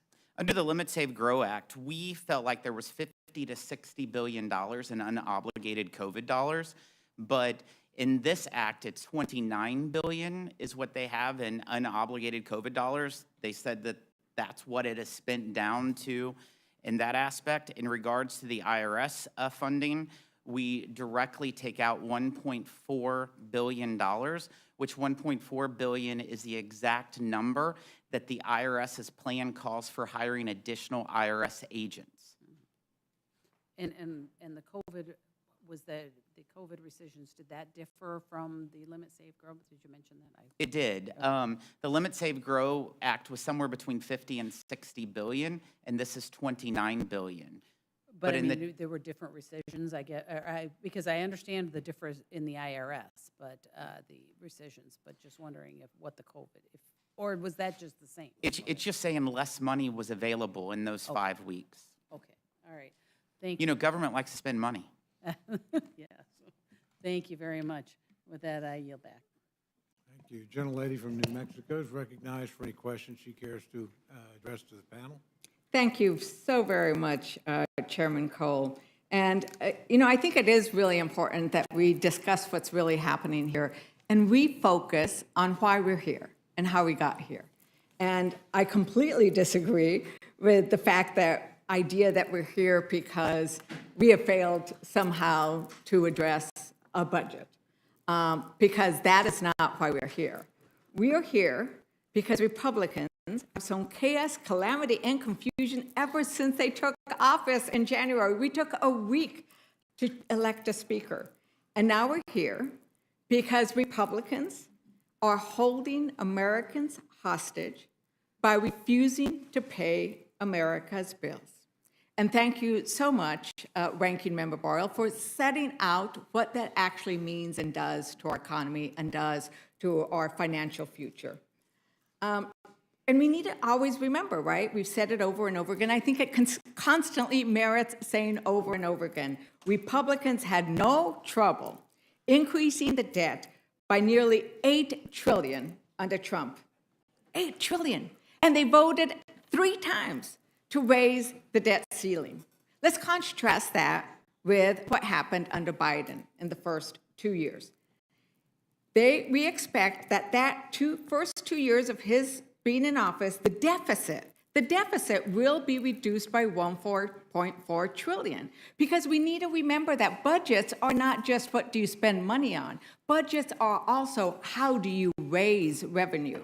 And what we have been looking at is both raising the revenue needed to pay for the things America wants us to have, whether that's manufacturing in the United States. We hear over and over again about the importance of manufacturing in the United States. Well, guess what? Last Congress, we made something happen on that. We passed a bill so we could start manufacturing what we need in America. And then we passed the revenue provisions to make sure that we raise the revenue to pay for that. That is really what we did. Today, though, We have been forced into this place, into this precipice of financial ruin because of the Republicans' refusal to raise the debt limit. They tossed the regular process out, as it was pointed out by our Republican witnesses today. They didn't go through the regular process of having hearings, of having a good discussion of what should or should not be included. Hostage, instead. They chose hostages, and hostages are their words, right? Hostage is a word that we've talked about, but it is a word that Republicans have used when they've talked about negotiating around the debt limit. And the problem with paying ransom is that hostage takers tend to keep taking hostages, right? Normally, hostage taking is a criminal act.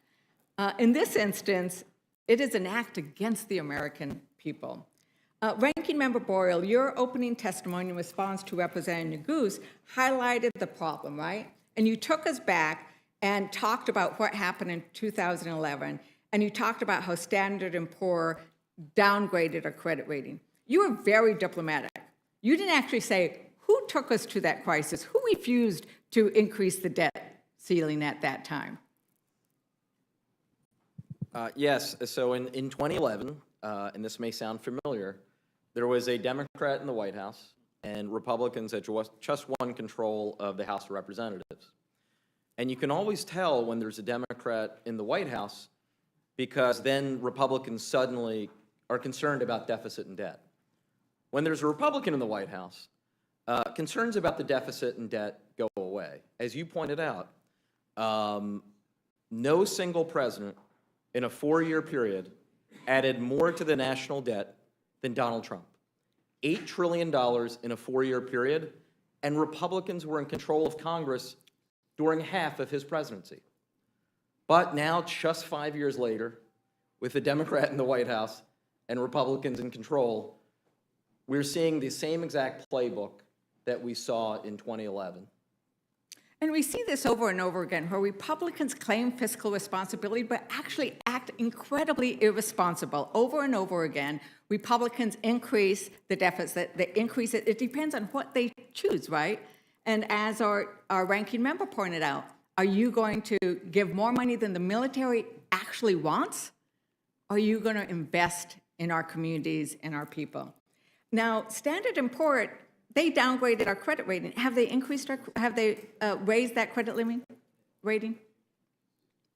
No, there are 3 credit agencies, Standard & Poor's, which was the one that downgraded us in 2011, never increased our, never reversed their downgrade.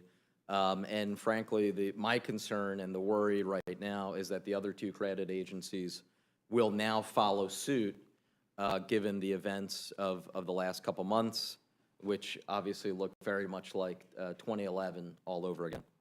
And so this kind of activity both has a negative impact immediately when we're in this moment of crisis and chaos that's been created by the Republicans, but there is this longer-term impact which you've been trying to explain to us. Is that right? Yeah, that's exactly correct. And so, you know, for many months, a lot of people were asking me, will we default, will we not default? And I attempted to point out exactly what you just said, that there is real damage even in coming close to the deadline, as we saw in 2011, and as I think we're seeing here right now. And that damage is not just limited to that time period, but we end up having to suffer from it for years to come. So, Representative Thompson, you're nodding your head. Did you want to add something to this? Well, I concur with what my colleague, the ranking member, said. We do run the risk of seeing our credit rating again dropped, which is going to be more expensive for the American people. There's a lot of discussion today about taxpayer dollars, the American people's dollars. We're going to be paying a lot more of those if we go through another round of credit downrating. One thing that hasn't really been talked about much is the other impact this gamesmanship has. And I'm certain that every one of us in this room who represents a congressional district has seen this over the last couple of months. we have unnecessarily worried veterans. We have unnecessarily worried seniors. We have unnecessarily worried anyone who is retired or about to retire and whose retirement is somehow attached to the stock market. We've embarrassed ourselves in the eyes of our allies and our adversaries, and this was all unnecessary. We could have done what we've done many times before, and as was pointed out by a number of members on the committee, what we did in the last administration.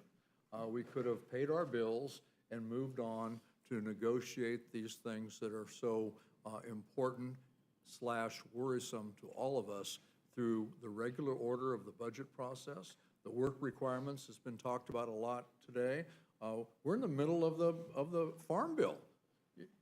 That's where you deal with that. We already have work requirements. If you think they need to be amended, the Farm Bill's the place to do that. And that's what we should be doing, and we should quit causing alarm and unnecessary worry to the American people. Thank you, Representative Thompson. And I think part of the worry was that the Republicans' Default on America Act, that actually did not protect seniors. It did not protect veterans. It did not protect the programs that America relies on, because it would cut all of that. We saw that H.R. 2811 could have seen 22% cuts to food inspections, which would have cost our agricultural production $89 billion. We both have what you grow in your rural district is very different than what we grow in mine. I've got cattle, you've got wine, right? But it's like that would have been a big hit. It could have meant fewer air traffic controllers so that those overburdened travelers would have had to wait even longer times. Go over and over again, there were so many things that were not protected in Republicans' 2811. That was their ransom. Their ransom was 2811, which we refer to as the Default on America Act. They added different words. But we asked them if they would protect veterans back then. We brought up amendments, Democrats did, I did, many of these, to say, if you believe that we should protect veterans, let's pass this amendment. Let's allow the amendment to be heard on the House floor. Because my constituents were worried. And I asked our Republican witnesses, what would you say I should explain to my constituents about the fact that there could be drastic cuts in rural development, ranchers and farmers from the Farm Bill getting cut? And what they told me, the witnesses said, was, you should tell them that we have to prioritize. So let's talk about priorities. Republicans voted against every single one of those amendments. They would not let them be heard on the floor that would have protected rural development. They said, no, priority, that's not our priority. It's not rural America. We tried to put out amendments to protect rail safety because we had just had the crash in Palestine, food inspections, nutrition programs, so much more. And over again, Republicans rejected even hearing the amendments on the House floor. But you know who listened? Is veterans listened. We made sure that we went out and explained what their bill would have done to veterans. We made sure we went out and explained what it would have done to senior citizens, to Medicare, to Social Security. We made sure that the American people heard that over and over again. We went to our districts, and in our districts, they were worried. They were very worried, and that message got out. And what I am very glad about is that the White House listened, that those who were in the room negotiating from the Democratic perspective listened. And so the bill we have seen here today is not the drastic Default on America bill. It's very different. And it's going to raise the debt limit. It's going to also give everybody peace of mind for at least 2 years. So while the Default on America bill would have slashed funding to the Indian Health Service potentially, H.R. 3746 allows advanced appropriations for the Indian Health Service to make sure that our health clinics can stay open if we don't pass a spending bill on time. And I will continue to work with Chair Cole. I'm very grateful for all the work he's done to make sure we have those advanced appropriations so we can actually make that permanent. The Default in America bill would have overturned clean energy tax credits and health care for veterans. We are not seeing that anymore in this bill. So while Democrats and President Biden have kept us from the worst, but Ranking Member Boyle, is H.R. 3746 the kind of bill that we could have negotiated through the appropriations process, budgeting process, in regular order? Yes, absolutely. I mentioned I think I mentioned in my opening statement that if the X date, in terms of by when the debt ceiling needed to be raised, happened to be sometime next year, I feel very confident that this agreement, this bipartisan agreement that's before us, is probably what it would have looked like come August, September during the normal appropriations process as we worked to meet the midnight September 30th deadline. So this whole exercise in taking the economy hostage that the House majority Republicans have taken us down, in the end was just entirely unnecessary. Right. Thank you. You know, and as I mentioned earlier, budget isn't just about the money you spend, it's also about the money you raise. Chairman Smith, would a corporate global minimum tax raise revenue for the United States? A corporate global minimum tax. If you're talking about the corporate global minimum tax that this administration has entered into in Pillar 2 with OECD, that will in fact suck out $120 billion. And this administration made that agreement, which is bizarre to me. We have seen that there are actually numbers that it would raise it, the same way that a minimum tax for billionaires would raise revenue. Closing tax loopholes that benefit hedge funds and private equity would raise revenue. Republicans have rejected over and over again proposals that would raise money from those who are the wealthiest and the biggest corporations. For some reason, they don't want to invest in working Americans, in families, in our seniors, in our veterans, and instead they're constantly protecting their billionaire buddies. So I just want to touch on one last thing. Chairman Smith, we've heard preliminarily that this bill might, what is the estimated impact on deficit reduction from this bill? I first want to respond. The global minimum tax that you just referred to, it is a fact. That proposal would pull $120 billion out of our country from American workers and give it to 130 other nations. That is what the global minimum tax that this administration has entered into with the folks at OECD. Well, you haven't answered. What do you think what is the expected deficit savings from this bill? $2 trillion. $2 trillion. It was mentioned earlier that the president had sent over a budget. Ranking member, can you tell us what that proposed budget would have done to the deficit? I was proud that President Biden announced his official budget in my congressional district in Philadelphia. That included deficit reduction of over $3 trillion. So let me get this. This bill that we have before us, they suggest it's going to be a $2 trillion deficit reduction. But the president submitted a budget that would have had a $3 trillion deficit. So once again, the Democrats' proposal is more fiscally responsive and invests in what Americans need, growing the economy from the bottom up and the middle out. I think with that, Mr. Chairman, I yield Thank you. back. Gentleman from Kentucky is recognized for whatever questions he cares to pose to the panel. Thank the chairman.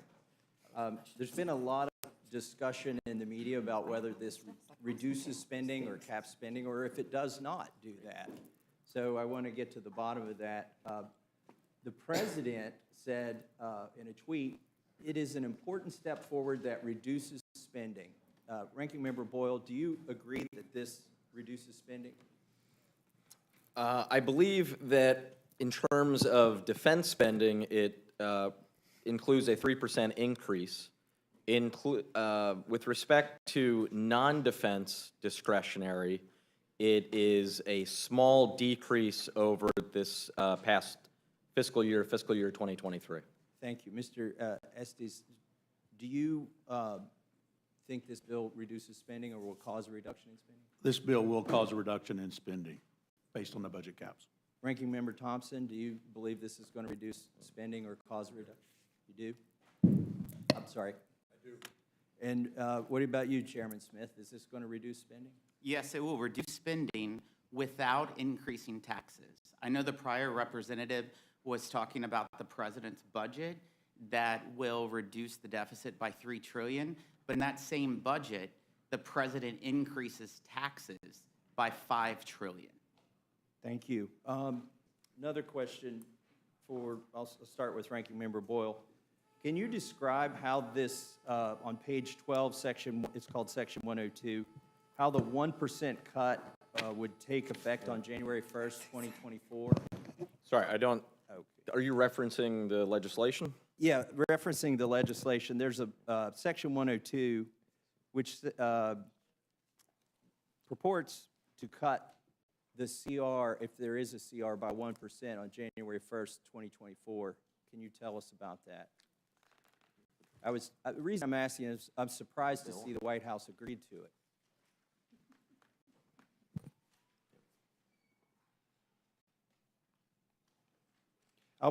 I don't mean to put you on the spot. Yeah, I did not have the bill in front of us, but I thank my friend Ron Estes, who is better, obviously, on the internet than I am. So can you refer to you're talking about Section 12, which? Page 12, Section 102, Special Adjustments for fiscal years 2024 and 2025. I believe this bill calls for an automatic 1% spending cut across the board on January 1st, 2024, if we haven't passed 12 appropriations bills by then. Right, that was, you hadn't mentioned that last part. That's the provision, I'm just going to go off my general knowledge of it. That is the provision that if the 12 appropriations bills are not passed by midnight September 30th, then an automatic 1% reduction, both to defense and non-defense, would kick in. And I think the idea behind that is if we haven't done 12 bills to get people to the table, does anybody want to comment on that? Mr. Estes? Part of the process that we operate under when we operate under regular order, and it was the stick, if you will, and as the ranking member pointed out, it, unlike some of the other provisions, it applies to both sides, both non-defense and defense, idea being that it would push everybody to do their job. That's the remarkable thing to me about that provision of this bill, that Republicans and Democrats came together for once, and instead of saying, I'll increase military if you'll increase these social programs, they said in this deal between the president and Speaker McCarthy, if you're willing to put your priorities on the line, we're willing to put our priorities on the line as a tool to drive us all to the table to do our job that we haven't done in full since 1997. The Budget Act of 1974 tells us, Congress, to go through this process where we now are supposed to pass 12 separate bills. And we used to do more of that when I first got here, and then we've almost sort of given up on it. What I always appreciated about that process when I first got here, and I'm going to implicate my own party in this, but when I first got here 10 years ago, we had an amendment process on the floor on all of the 12 appropriations bills where Democrat, Republican, you could walk up to the clerk, hand a handwritten amendment, as long as it cut spending, as long as it didn't increase spending, those were in order. And that was a wonderful process, I thought. Now, we didn't see it to conclusion. We didn't get the Senate to agree with those. Like I said, 1997 is the last time that happened, and I wasn't here at the time. I'm wondering if anybody in the room was. But since then, we've never even got to a third of them done. And when I say done, I don't mean just in the House. I mean passed in the Senate and signed into the law by the president. Now, implicating my own party in this, when we went from John Boehner to Speaker Boehner to Speaker Ryan, we dropped the amendment process. And the other requirement for those amendments is they had to be germane. You couldn't offer some pork belly thing in the bill, and it couldn't increase spending, and it had to be germane. I'm glad that we're going to get back to that. The question for us, though, is the Senate going to come to the table? And again, my criticism is bipartisan here. When I talk about the Senate, I think we can all appreciate that. They're the real enemy most of the time, not the other party. Yes. So the question is, are they going to come to the table? And so the remarkable thing to me about this 1%, where everything is cut if people haven't done their jobs by then, is that it applies to the Senate too. Like the Senate is going to, I hope, is going to feel some pressure to work on 12 bills. Instead of sending us a giant omnibus bill the day before the government funding runs out and saying, pass the Senate version or the House will be responsible for the shutdown. Assuming that we do, I think we're going to get to 12 bills here in the House, and I think we've been promised an open process where we can all offer amendments, and I know that puts a lot of people in the crosshairs because there's some things we don't always want to vote on, but up or down you vote, and then the bill comes out, and we'll send those to the Senate. I don't have as much faith in the Senate. Again, it's just not pejorative with respect to the party that controls the Senate. They just have a far worse record than the House of getting to these 12 appropriations. We've given it the team try since I've been here. Now we've never got it done because the Senate doesn't even give it the team try. They're going to have to try, or else if we end up on January 1st, 2024, with the CR that we will have to do, presumably because the Senate may not have their homework done.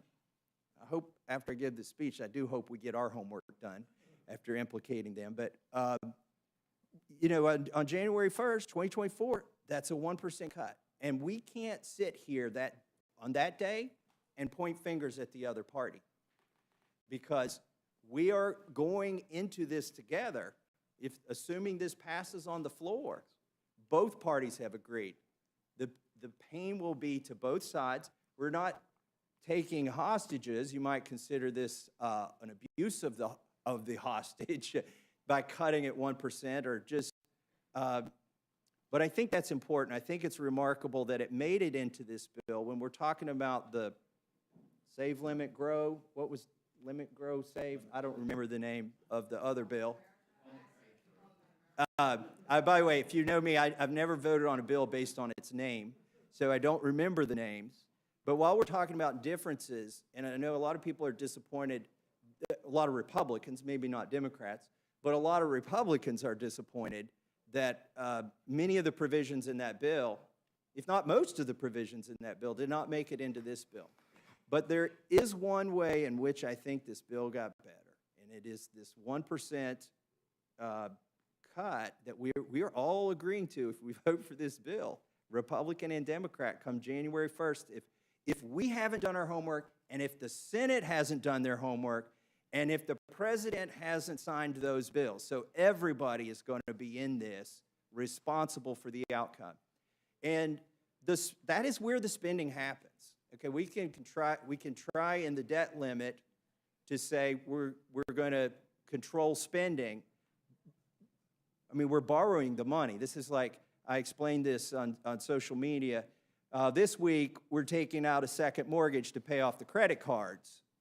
But it's not until October that we buy the bass boat, the tanning booth, and the flat screen TV. Like the spending of that money is going to happen to the degree it does happen on October 1st. And that really is where, if we want to control the overall amount of spending, and if there are policies or things that we don't see happening that need to happen, or if there are things that are happening that shouldn't be happening in the administrative branch, then that's our opportunity. I don't like this process that led to this bill. I'm not going to lie. Sending one person to go into a room with another person and no cameras there, and then they come out and say up or down, take it or leave it, that is not a good process. But that's not the process we're going to follow when we get to the appropriations. And the one redeeming, there are things to dislike and things to like about this bill, but the redeeming portion for me is Section 102, where we all come to the table. We're forced, Senate, House, Republican, Democrat, President, everybody, forced to come to the table and do our job, pass all 12 appropriations bills if we haven't at that point, and there'll be a 1% cut. Now, I'm reluctant to disclose how I might vote on this rule at this moment because then all the cameras leave. Dramatic pause. But let me, I talked to Chairman Cole before I came on this committee, and we talked about the need for this committee and why this committee exists. It's the oldest committee in the House of Representatives. It can be the most partisan committee. It has been called the Speaker's Committee. I would say it's not really appropriate to call it the Speaker's Committee, at least this Congress, given that 3 of us were chosen to voice our own opinion. It's not to say that everybody doesn't have good opinions on here, but yeah. I don't want to lose everybody on this committee. But it is an important committee, and with it comes a lot of responsibility. You could stop anything in this committee from coming to the floor. You can control every amendment that comes to the floor with this committee. You can undo the good work of the other committees because their bills come through this committee, or you can improve, depending on your perspective. But my interest in being on this committee was not to imprint my ideology. I think that is an inappropriate use of the Rules Committee. Yes, at times we will steer it toward the majority, the outcomes, and both parties do that, but it's not our job to imprint an ideology. And so I think our job is to decide, is this a process we've all agreed on? Is there any kind of hoodooing going on? That for me, I always complained about the Rules Committee for 10 years. I think that's why they put me on it, so I would quit complaining, but it hasn't really helped. So today, I want to see the rule. It's not printed yet. It's not been read, but I anticipate voting for this rule. And when people want to express their ideology, the floor of the House on the actual final passage of the bill is the place to do that. What do the 13 of us owe the rest of Congress? We owe them an honest shake and a playing field that doesn't change. And so with that, the cameras are dismissed, and I yield back. Well, I think the cameras would be well advised to stay for the ranking member. So the gentleman's recognized for any questions he has. Well, thank you. Let me just assure Mr. Massey that Speaker McCarthy, if I were Speaker McCarthy, I would still believe that this was the Speaker's Committee, because from our vantage point, you haven't diverged from anything the Speaker has wanted up to this point. And so I think he's got the committee that he wants. You should come in this room back here. Yeah, well, there's some divergence. It's the votes that matter. Let me thank everybody for being here, and we're all talking about this deal in very abstract terms, and sometimes what I worry about is that we neglect to pay any attention to the fact that there are real people that get impacted by the decisions that are made here. I continue to be stunned by the fact that when I look at this deal, which focuses on discretionary funding, that the people who seem to be asked to do the most or to absorb the hits the most are the people that least can afford it.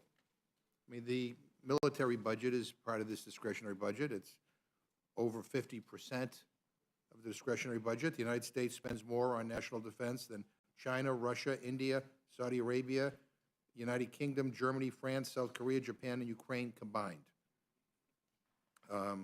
And yet,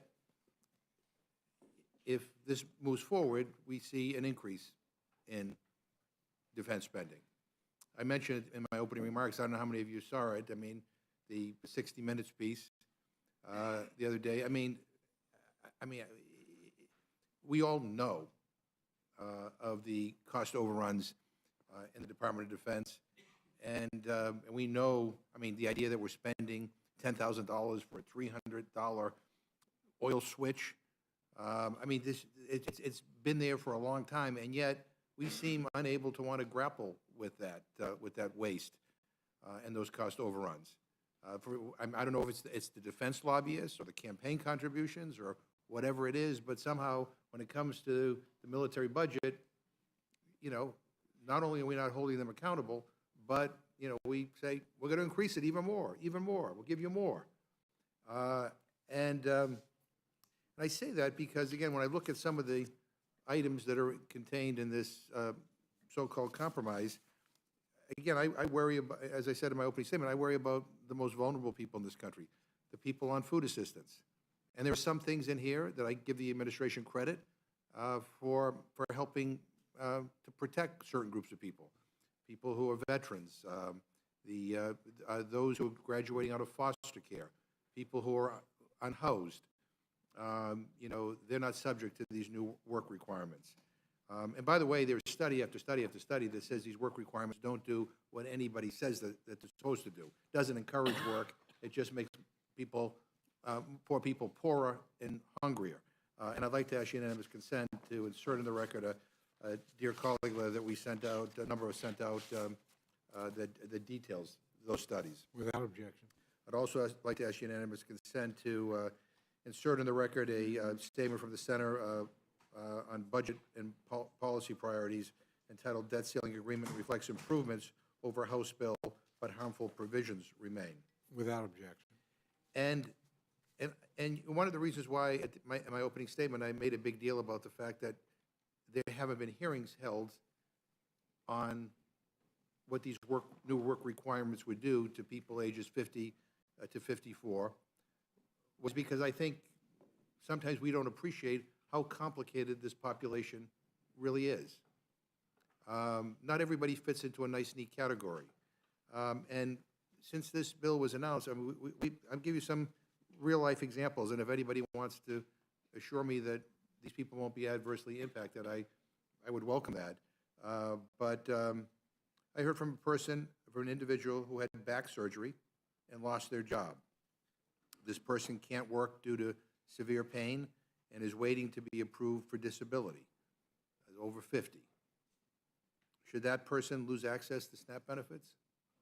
Because under this proposal, I think there's a very real concern that that person would be. And by the way, that person may ultimately qualify for disability, but all of us who do disability casework know that that process can be long and arduous.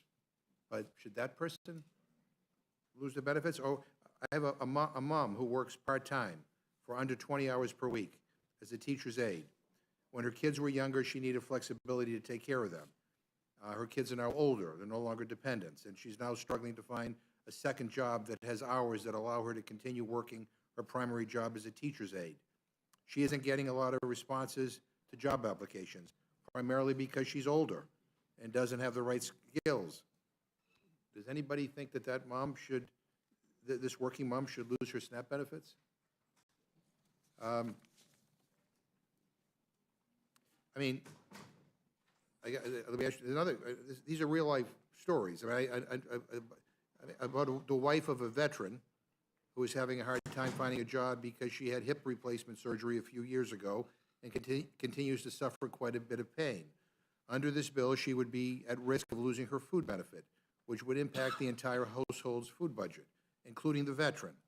And since I don't know how many married couples who purchase, I don't know many married couples who purchase food separately, I mean, should this older adult whose husband served our country lose her contribution to the household's SNAP benefit? I mean, look, I mean, these are all real stories. real people who are harmed by the very dangerous policies that some of my friends here are pushing. You know, and, you know, people are going to fall through the cracks. And I just worry that that we say things and we push forward stereotypes and we paint everything with one big broad brush, that sometimes we lose focus on the fact that there are people that don't fit into the nice, neat little categories that you have all established. You know, there has not been one hearing on this population of people. And I know that because, as I said before, I serve on the Agriculture Committee and the subcommittee that oversees SNAP. Not one hearing. And I say not one hearing the last time the Republicans were in charge, and not one hearing this time either. And we know why that there's no hearing, because a hearing would uncover a lot of these complexities that people living in poverty in this country face. It would make, you know, I think it would expose how out of touch some of my friends are who are advocating for these policies with the reality that exists. And again, I don't know what the savings are by going after this population. I will tell you this, there will be real costs down the road. I mean, people who go without food, who don't have access to nutritious food, end up getting sicker. They end up in emergency rooms. There are all kinds of, they end up developing chronic diseases that we end up having to deal with for a lifetime.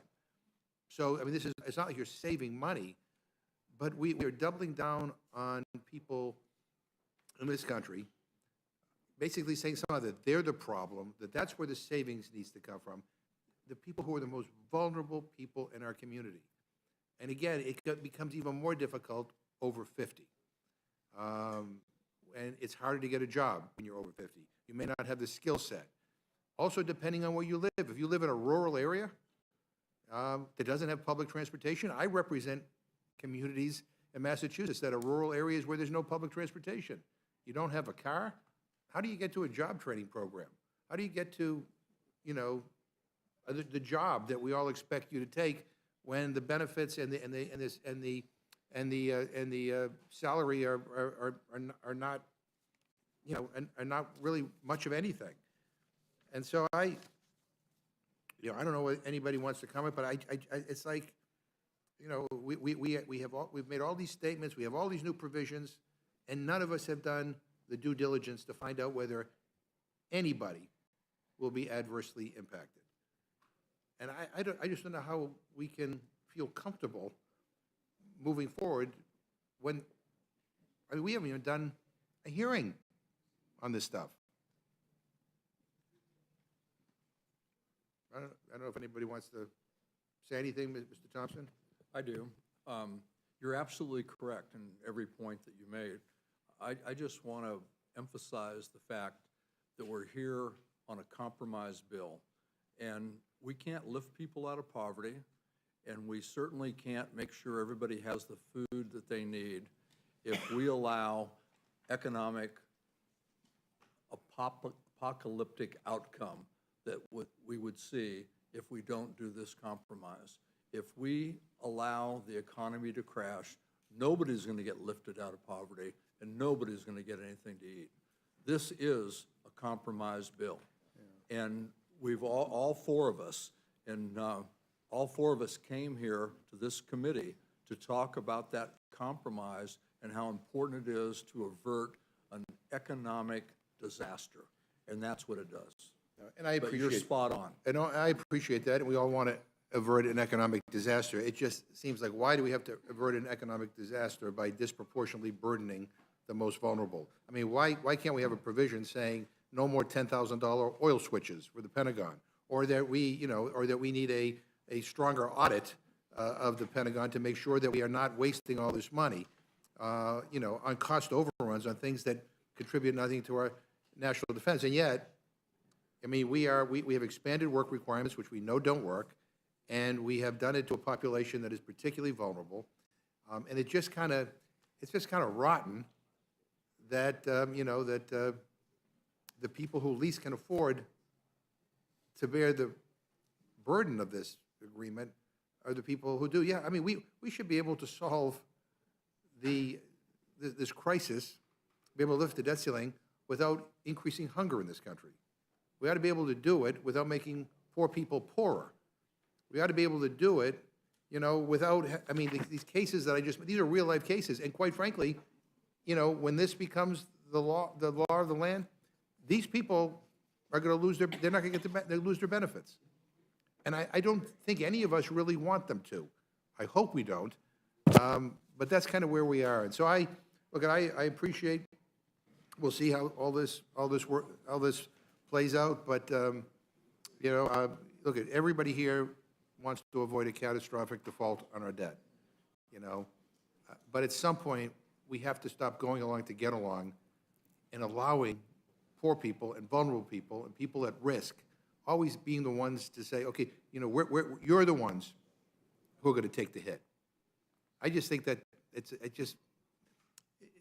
that's one of the most troubling things of this. And I praise President Biden. I praise his administration for being able to negotiate some of the concessions to protect some of these groups of people, the veterans, those graduating out of foster care, people who are unhoused. I think those are the least we can do.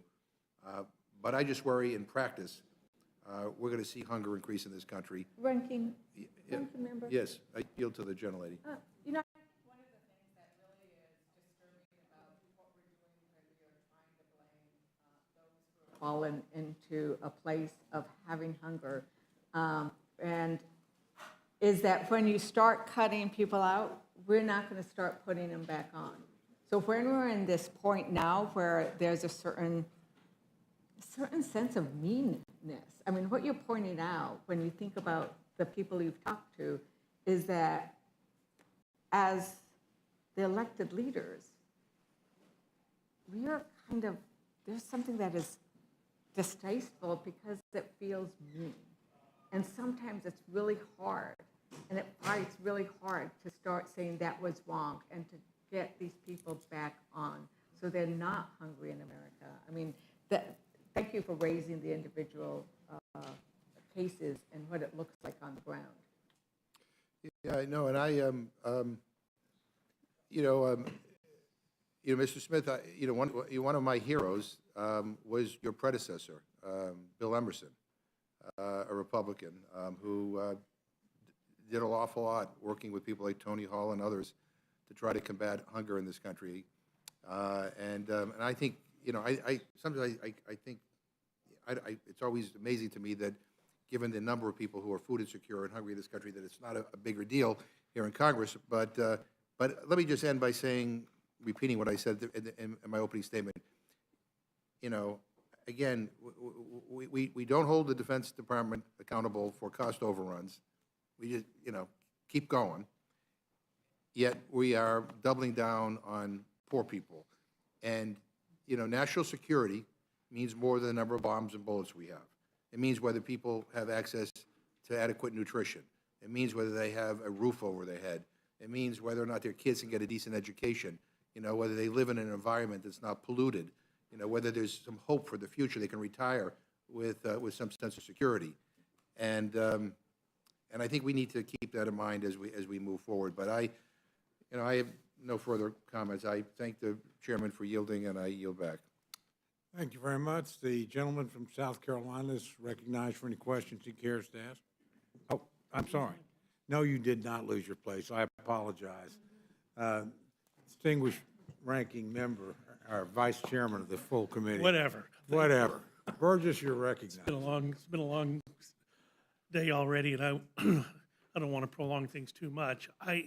Mr. Chairman, I will say I'm a little bit concerned that we don't have a witness here to speak to the energy provisions in the bill in front of us. Of course, Limit, Save, and Grow, as one of its central tenets was you had to grow the economy. You had to have economic growth in order to get out of some of the problems that we are facing as a country with our debt load.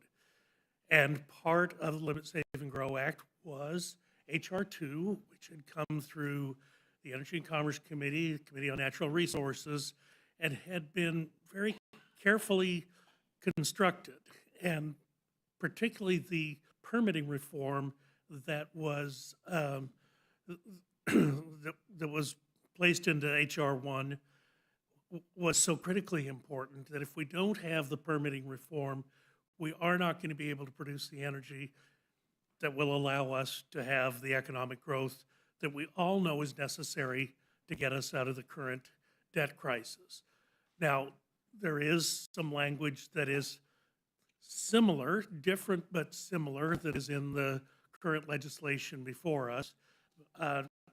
Had we a witness who could speak to the energy provisions in this bill, I would have liked to ask why we see the language that we see in front of us rather than the language that was in the Limit, Save, and Grow Act.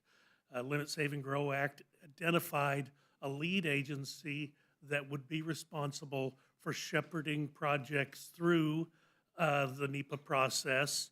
In the bill in front of us, we have that the various agencies will get together and designate a lead agency rather than having one designated in the legislation. Distinction and want of a difference, maybe, but on the other hand, it gives broad authority to the agency to be able to not perform the way I think we should have instructed them to perform. And I don't like to admit this, but I was watching Morning Joe last week, and they had a little segment on the 140-year anniversary of the opening of the Brooklyn Bridge. Truly a marvel of engineering, and you think at the time, 140 years ago, to be able, nothing like that had existed before, and to imagine that and engineer that and build that. And oh, by the way, Washington Roebling, who was the original engineer, unfortunately died of tetanus during the construction of the bridge, and his son was tasked with finishing it. But Ken Burns was on the program, and they sort of asked the question wistfully, why are we not able to do big things like that anymore? And I'm sure the tenor and tone of the people who were talking about it was surely to believe that, well, it's Republicans were probably keeping us from doing stuff like this. But look at the regulatory world that people have to deal with today compared to back then. And while regulations, and we talked about it in the Rules Committee when the HR 2 came in front of the Rules Committee, some of the regulations are appropriate and important, but the problem is you slow everything down, you bring the cost up to where perhaps a project is no longer feasible, and then couple that with the fact that you're putting massive federal subsidies into competing types of projects. And is it any wonder that we don't get big things done anymore? And I would have just suggest that the language that was in Limit, Save, and Grow, particularly along the lines of the permitting reform in designating a lead agency, yes, this legislation does have a lead agency, but it has to be agreed to by other agencies. And again, to me, that's just a recipe for nothing getting done. There is a shot clock. There was one in Limit, Save, and Grow. There's a shot clock in this legislation. There was some liability protection in Limit, Save, and Grow. It exists in this as well. But all of it is a little less precise than the language we had in the previous bill. And the only reason I bring this up is because the Energy and Commerce Committee, Committee on Natural Resources, and we had the hearing on that, Mr. Chairman. We had representatives from those committees here to talk to us about that. And if you'll recall, that hearing went on for quite some time, and there were a lot of questions. So tip of the hat to Mr. Massey, he's right. These things should never be decided by one person in a room. We went through regular order in the Energy and Commerce Committee. We took a lot of testimony on this. We had a lot of hearings on permitting reform, and we came up with what I thought was pretty tight language on the permitting reform side. I hope what we've got here in front of us is going to turn out to be just as good. I know I've heard from a number of people in industry today who feel pretty good about the language that is in this bill. But I'm sorry, it's not the same thing, and it gets to the problem Mr. Massey spoke to. You just can't possibly know everything there is to know about everything, which is why you don't do things with one or two or three people in a room. Four corners is something that always makes my blood run cold when I hear this is a four corners agreement. No, we are the people's representatives in the people's house. It is up to us to do the hearings, take the testimony, write the legislation, fight the battles in committee, bring it to the Rules Committee, and then take it to the floor. Would the gentleman yield? Yes, I'd be happy to yield. I think another remarkable thing that's happened here with this rule is 72 hours to read this bill. I've been here almost 11 years. You almost never get 72 hours to read a bill like this. And my opinion of it has evolved over the 48 hours that have passed or so. And I think that's really important aspect of this, since you can't know everything about everything. Reclaiming my time, you got to be careful, because now Mr. McGovern is going to claim credit for the McGovern rule. Yes, And we do not want, I do want to take credit for that. we do not want Wait, to give them. but we should take credit for implementing it. Yeah, absolutely. And we did more than you ever did, but anyway, but it's a McGovern rule, thank you. Well, I'm going to actually amend. Gentleman from Texas controls the time. I'm going to ask to amend the bill to make it now the Massey rule, but, and Mr. Massey is quite correct. We've never had that ability to say, you got to do the appropriations. If you don't do them on time, you get an automatic CR, and guess what? It's less money than what you would have had you been able to do your appropriations on time. That is a failing of this House, and yes, Mr. Massey, I was here when we used to do appropriations under open rules and come to the floor with a big chief tablet and a crayon, and you could scribble out an amendment and have it heard on the floor, get to talk about it for 5 minutes before you had it voted down. But that was that was a way of allowing the people's representatives to actually participate in the process. Now, look, I will say there's things in this that I do like. I do like, as Mr. Massey pointed out, we get that hard stop on the appropriations process, and we know that September 30th is a real date that has to be met. Too many times we have allowed ourselves to skate past it, both parties, say the dog ate my homework, and we gave ourselves an IOU till some point after an election somewhere. That's never a good way to govern, and we ought to be much more precise in how we spend the people's money. Again, there's some parts of this that I'm still going through and still trying to understand, but at the same time, I think it would have been a better product had we at least allowed the original language on the permitting side to stay in place, rather than adding things at the end that I don't want to say they're superfluous. I know they're important to some people, but it wasn't what we had worked on through the committee. It wasn't what we had taken testimony on. It wasn't what we had voted on in committee. But thank you, Mr. Chairman. And again, I apologize for being late today. Through the miracle of the C-SPAN app, I was able to hear all of Mr. Negusa's dissertation when he had the floor. So thank you, and I'll yield back. Thank you very much. Now, I should say, if any member of the panel wishes to comment on the energy provisions, I'm happy to hear what you have to say. Without commenting on particular provisions, I think there's a lot of issues regarding permitting that we talk about. But one of the things I just wanted to highlight as we look at from an economic growth standpoint, I mean, we see so many things. A lot of federal investment that's being made, and if you can't get those projects implemented, you don't have the American jobs, and therefore you don't have the tax revenue, which will solve some of our problem with our deficit. So it's good to have some of those provisions, and we just, as you said, this bill has, it started off with some particular provisions in limit, save, grow, and it's not as good in a lot of areas that we would have liked it to be.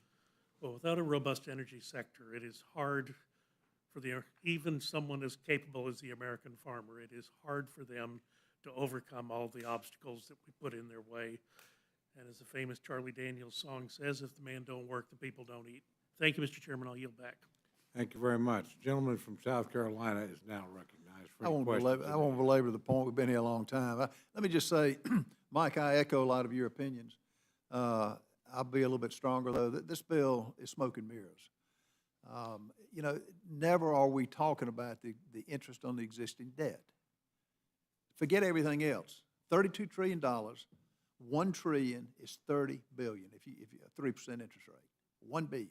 Do the math. It's going to exceed just the interest. That's where I don't understand where we're coming from. I voted for this bill because it started us in the right direction.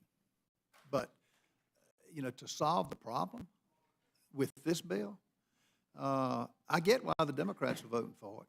They're going from never voting for us when we put it up to now, because they're getting pretty much what they want. We should have walked away when President Biden was waiting 100 days, going to Japan and God knows where else. We should have called his bluff and said, when you get serious, when you put it in writing, we will be back at the table. Until then, don't play games. I don't want photo ops. That's what's so frustrating about what we're doing. Don't tell me, and I hear it all the time, well, it's not going to pass the Senate. I'm not in the Senate. I don't have the control of the Senate.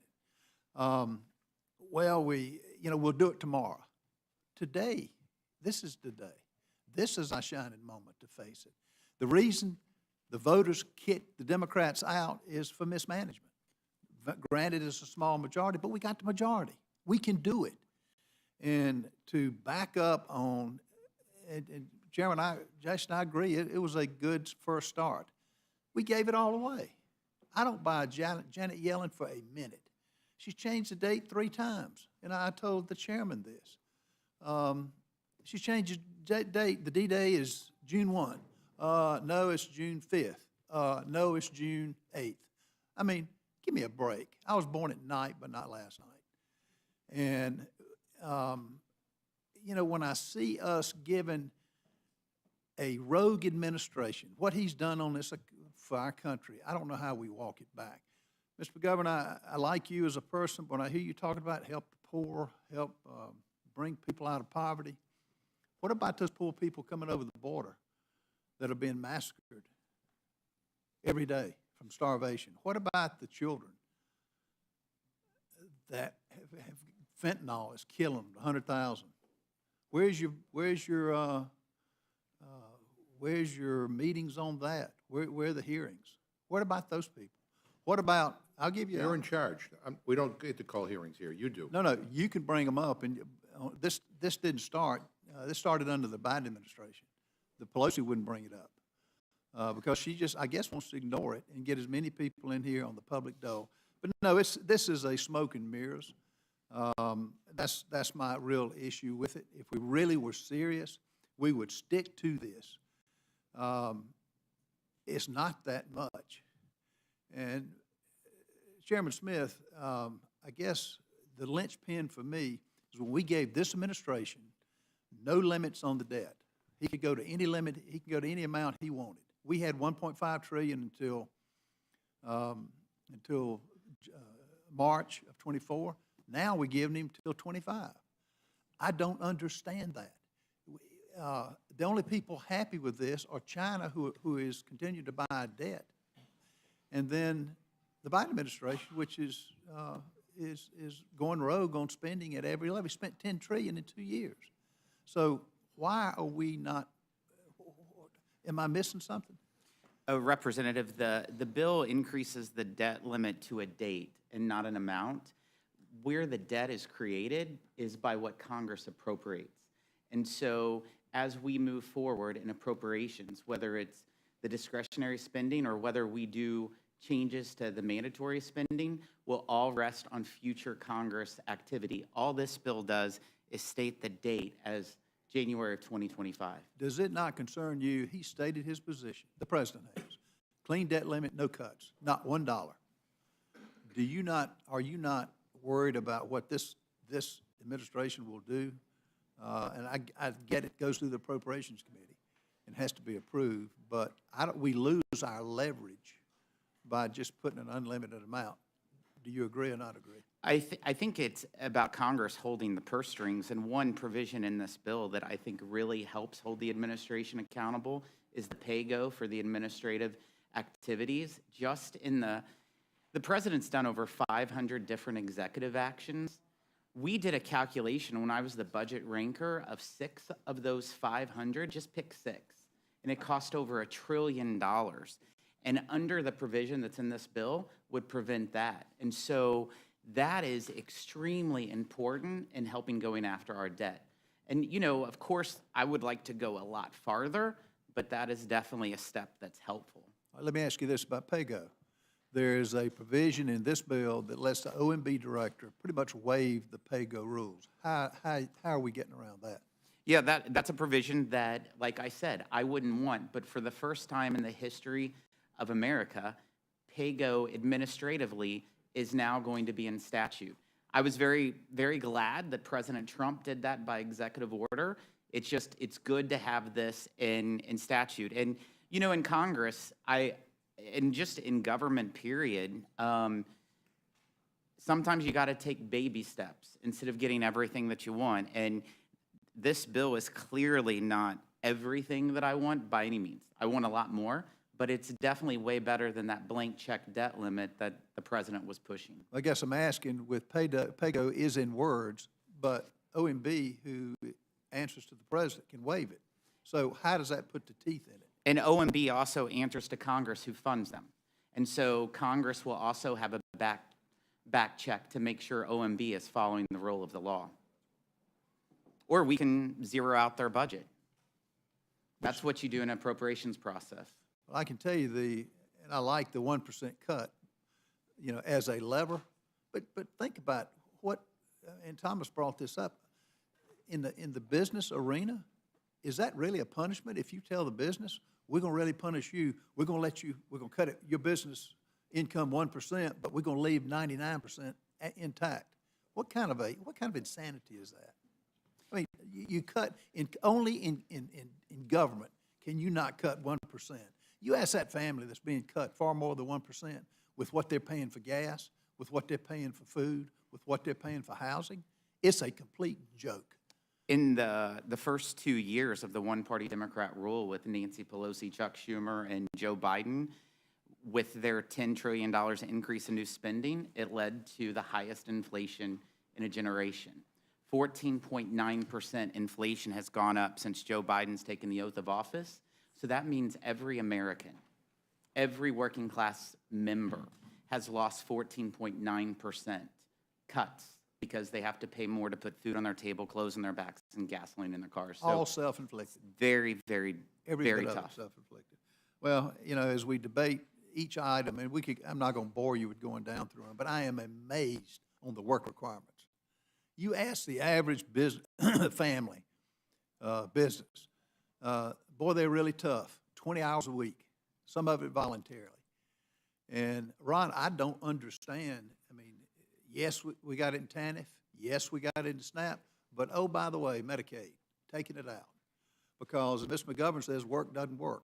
You tell that to the average family that goes to work and puts in far more than 20 hours a week. It's insanity. I didn't say that. You said work doesn't work. I didn't say work doesn't work. I said the work requirements that we have in place are not resulting in more people going to work and getting a job because their lives are complicated. That's what I said. What's the difference? The difference is work works, right? I mean, but the work requirements on a lot of these vulnerable people, I gave you examples, you know, of people who have had surgeries or are in pain who can't quite get to the 20 hours. And the exclusions on that. No, there are not exclusions on that. Yes, there are. No, there are not. There are not. I'm happy to share them with you. But contrary to what the stereotype is, no, these people are not lazy, and their lives are very complicated. They're getting a government paycheck. Yes, work $6 a day. 20 hours, reclaiming my time. 20 hours is a bare minimum. This is what builds confidence. This is what gets you off the government payroll. That's where we're in two different universes. We are. You're in a different universe entirely. Thank you. You've got a view that work is bad. I'm sorry. America was built. I did not say that. Please do not misrepresent what I said. Thank you. I'm saying exactly what you're expressing in so many different terms with a lot of different words. But there's no need to go any further on it. I wish we had a real bill that was going to make a difference. We did in the original bill. This being watered down is completely, takes the teeth out of it. And I see why the Democrats are voting for it. I see it now. I yield back. Thank you. Gentleman from Texas is recognized for any questions he cares to pose. I thank the chairman. Mr. Boyle, Standard & Poor's reduced the United States long-term rating to AA+. In their report, they say the downgrade reflects our opinion that the fiscal consolidation plan that Congress and the administrative recently agreed to falls short of what, in our view, would be necessary to stabilize the government's medium-term debt dynamics. Do you agree or not? Well, I wasn't here in Congress in 2011, but what I do know is there's no question the reason for that default and the reason for that downgrade was because we came so close to default for the first time ever. Mr. Smith? Yeah, I'm glad you brought that up, Representative. In other words, the only major credit downgrade that we've ever had was because we weren't doing enough to manage our debt. We never defaulted. There was never a default. It's just they downgraded because we weren't doing enough to manage our debt. The subsequent quote was making them, quote, pessimistic about the capacity of Congress and the administration to be able to leverage their agreement into a broader fiscal consolidation plan. In other words, they didn't believe that we would do what is necessary to get our fiscal house in order. I guess my question right now is, and the thing that I'm struggling on a nonpartisan basis, is whether this plan does that. And that's, I think, the question the American people want to know. Are we actually taking a step right now which will actually make our fiscal strength return again? And I'm asking just a general question, like just quick, I mean, yes or no? Do you guys think this bill, you guys are all advocating for this bill, will this bill, if we pass this bill, is this going to restore fiscal health to the United States of America? I would just say, in regards to, I would best illustrate it to our country's finances is like the Titanic. And you got to start moving the ship before you hit the iceberg. And this does help us start turning the ship. Does it turn it fast enough or far enough, as much as I would be happy to do? But we could probably turn it a whole lot faster if we had a different person in the White House and different control in the Senate. But it does turn it, but just maybe not as fast as all of us would like to turn it. Mr. Estes, you wanted to I would go even further. Okay. I think this bill, as I've said repeatedly today, is a compromise that will help us avoid economic disaster. Whether or not we can do what we need to do in order to get our fiscal house in order is dependent on each one of us. I don't think you can say, well, we got pay-go for the administration, but we don't have pay-go for the tax side in the House. We've got pay-go for the expenditure side on the programs, but not on the tax side. So we've got to be able to do everything, and we've got to be able to put everything on the table and look at everything and consider everything and act on everything collectively. Mr. Thompson, if I might follow up real quickly, and I'll go down the line so you guys have a chance. Is it your position, I'm asking genuinely, that the current 19.6% of GDP revenue is insufficient? I don't think I said that. What I said was there's more than one way to spend money in Congress, and that needs to be understood. Okay, I guess my question, though, is on the tax side, because I hear a lot of my colleagues on the tax side. Yes. May I address that specific point, because I know you've referenced this in our budget committee before. That statistic is out of date. It's actually fallen to 17.7. There was, for a brief period, it was at that elevated level. Unfortunately, we're no longer there. It is back to more the historic norm of 17.7. understanding is 19.6 is the 2022 level. We could talk about where it is in 2023, but the last data we have from 2022 is 19.6%. And by the way, even if it were 17%, the historic average, as opposed to the 19.6, which would be in line with the high from World War II and 2000. Mr. Estes, you wanted to jump in? Talking to your microphone, you stupid Original question motherfucker. around whether this bill helps our fiscal house. It does help our responsibility to manage our finances. However, I will say this, the Limit, Save, Grow Act, which I voted for and supported, was a much better bill in terms of getting our economy moving forward and focusing on how to get our spending more under control. And it would be much better in doing that in terms of answering your question. Well, thank you for that. And look, I think this is an important conversation for the American people to understand. We're not going through, a full committee discussion, so this is going to be about it, right? And we'll get down to the floor if it gets to the floor, and then we'll have, 2 hours equally divided or whatever it is that's decided in the rule. And then there'll be some speeches and some whatevers, and then everybody will try to get back for the week, right? That's the way this is going to unfold. And that's going to happen for something that is going to increase the debt limit by roughly $4 trillion. So I guess my question here is if we're looking at a debt ceiling increase, a debt limit increase, until January 1st of 2025, it is therefore technically uncapped. And to Mr. Smith's point, it then is okay, we've set a date, and now we're just going to do our spending thing that we do. And there's no real brakes on that besides ourselves, which has never proven particularly fruitful for the American people. And so we're going to have a date, and by most people's accounting, it's going to be upwards of $4 trillion. It could be high threes, it could be low fours, kind of depends on what we do through the appropriations process. But we're doing that, and by the way, we're doing that into a lame duck, which then leaves to the Secretary to make determinations about what is going to follow with respect to extraordinary measures, and make a decision based on a political outcome of the election in November of next year, then what we do.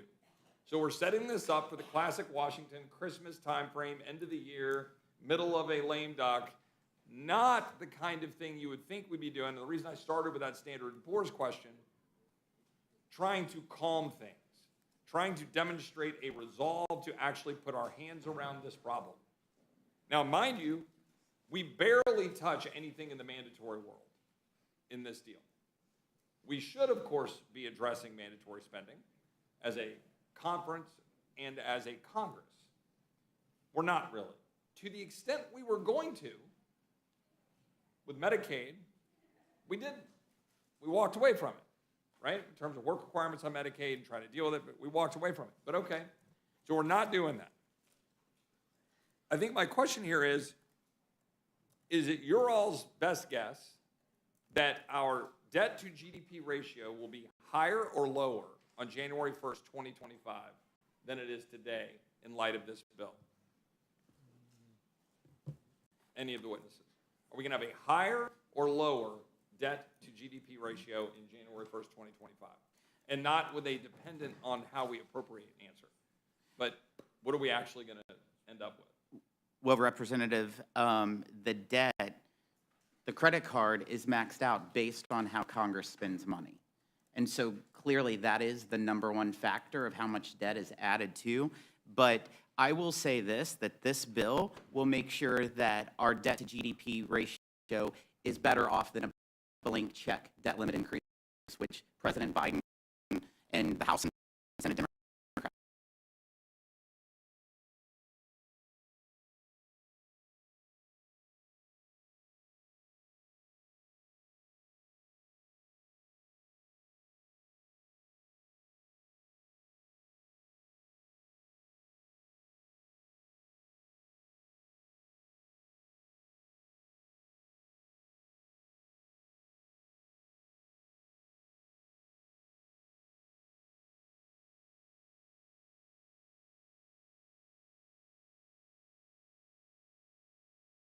have been pushing for.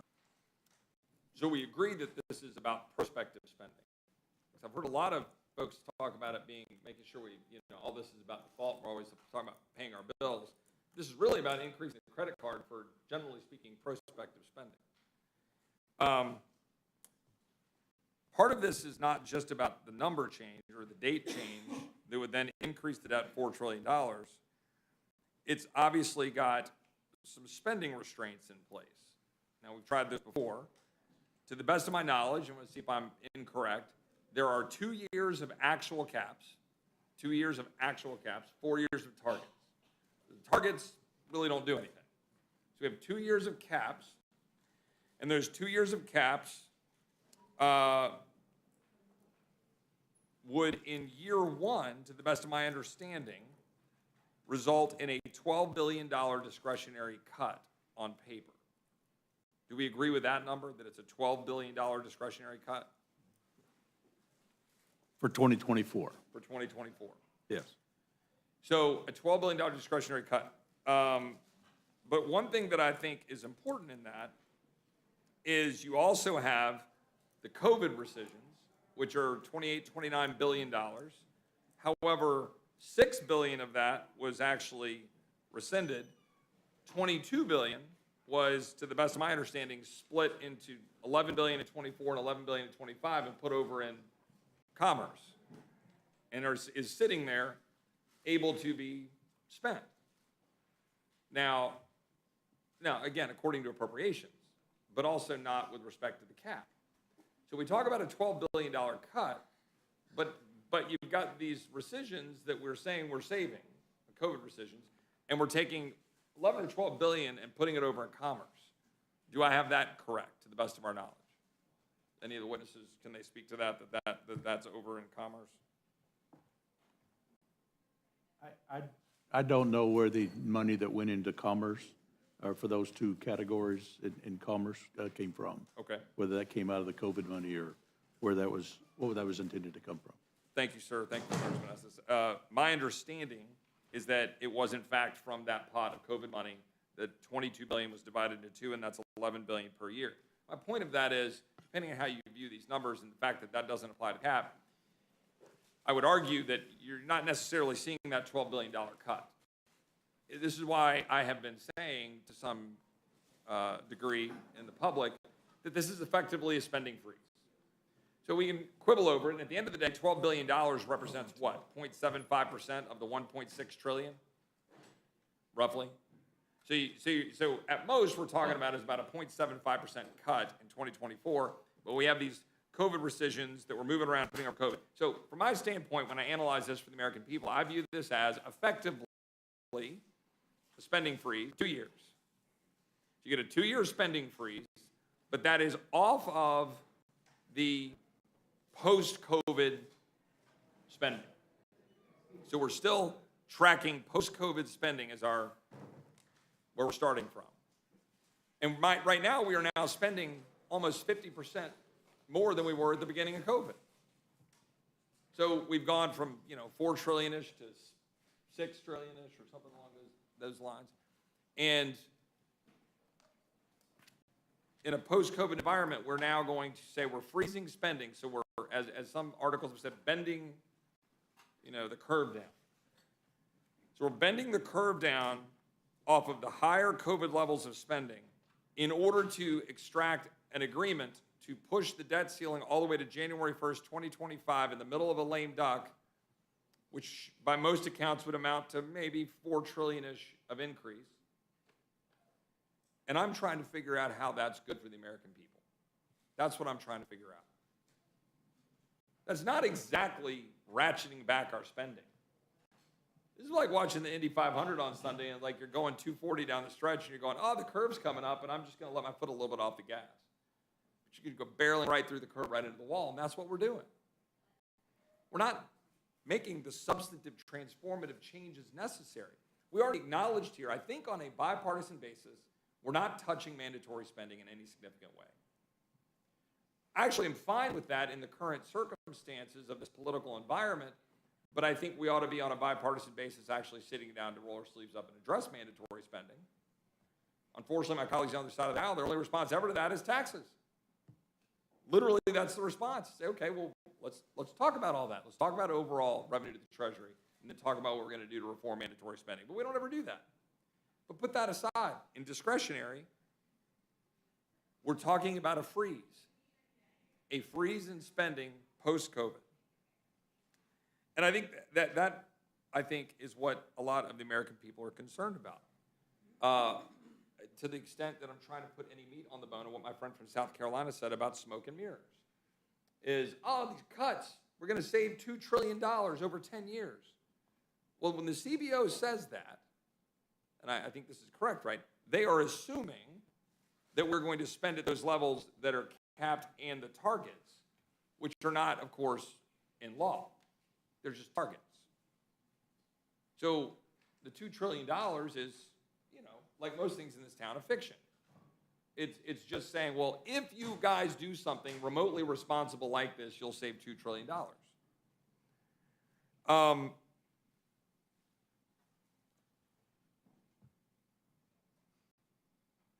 If I heard one of my colleagues correctly earlier about the defense spending, it was critical of increasing defense while decreasing non-defense. Okay. I mean, my personal view was that we should have a top line number here and then go duke it out in appropriations. Why isn't that better for us? I would ask everybody here. Why isn't it better to do like a normal family does and say, here's your number, now go figure it out in appropriations?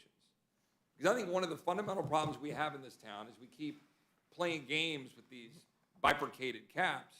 And we go, okay, we're going to have 704 for non-defense, and we're going to have whatever the number is, 800, whatever it is for defense. And you just get them sitting there. Why shouldn't we have one single cap and then duke it out in appropriations to figure out what's in the best interest of the American people? On both sides of the aisle, I'd be quite, any reason why that wouldn't be a better way to do things? I think that would be a much better way to do it. I'm a big advocate that we ought to be following regular order and following the process of having the budget committee develop a budget and then having an appropriations committee and as well as the authorizing committees do their work and then move forward.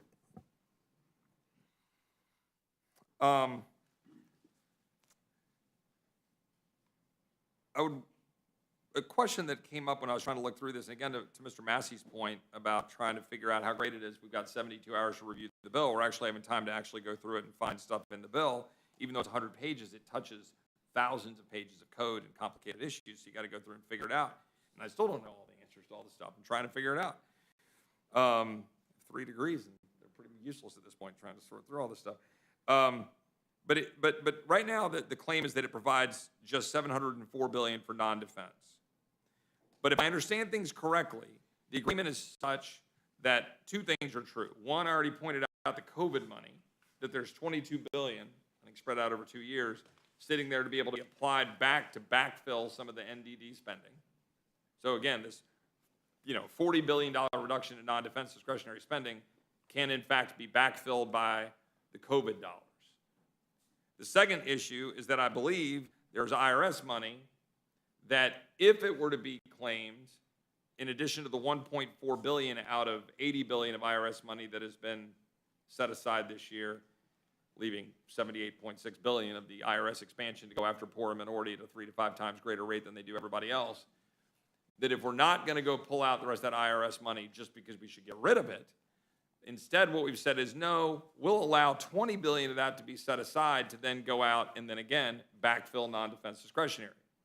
So when my colleagues say it's a $40 billion reduction in non-defense discretionary, I would say, well, kinda, right? But people hear that and they think, well, we want to get rid of that IRS expansion, but we're actually reducing non-defense discretionary, saying, yeah, but we're setting this up for a backfill of the non-defense discretionary. Now, you might say, great, I want to move that $10 billion out of IRS expansion that was already sitting there, claw that back, and then go put it over here in the non-defense discretionary.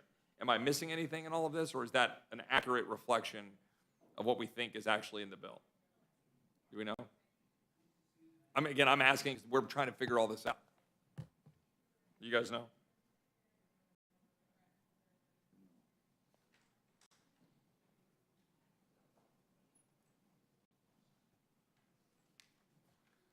I think that's in regards to the, it's not a Ways and Means issue, but in regards to that, I did not see anywhere in the bill where it talks about, using $20 billion The more money we can get from that 80 billion of the IRS, I'd be supportive of, but I haven't seen that 20 billion in the bill that you're referring to. I've seen outside reports, That's fair. but I've not seen in the I bill. think you're correct. I do not believe that it is in the bill, but I've heard people try to tout that as like, look, we're taking 20 billion out of IRS. I 100% agree with you. I'd like to get rid of the entirety of the $80 billion IRS expansion, but we don't. We only get rid of 1.4 billion of it. We got rid of the entirety of the $80 billion IRS expansion in the Limit, Save, Grow Act. But I would note that, you know, when we think about how the White House in their own reporting on the deal said this keeps non-defense spending roughly flat with the 2023 levels in 2024.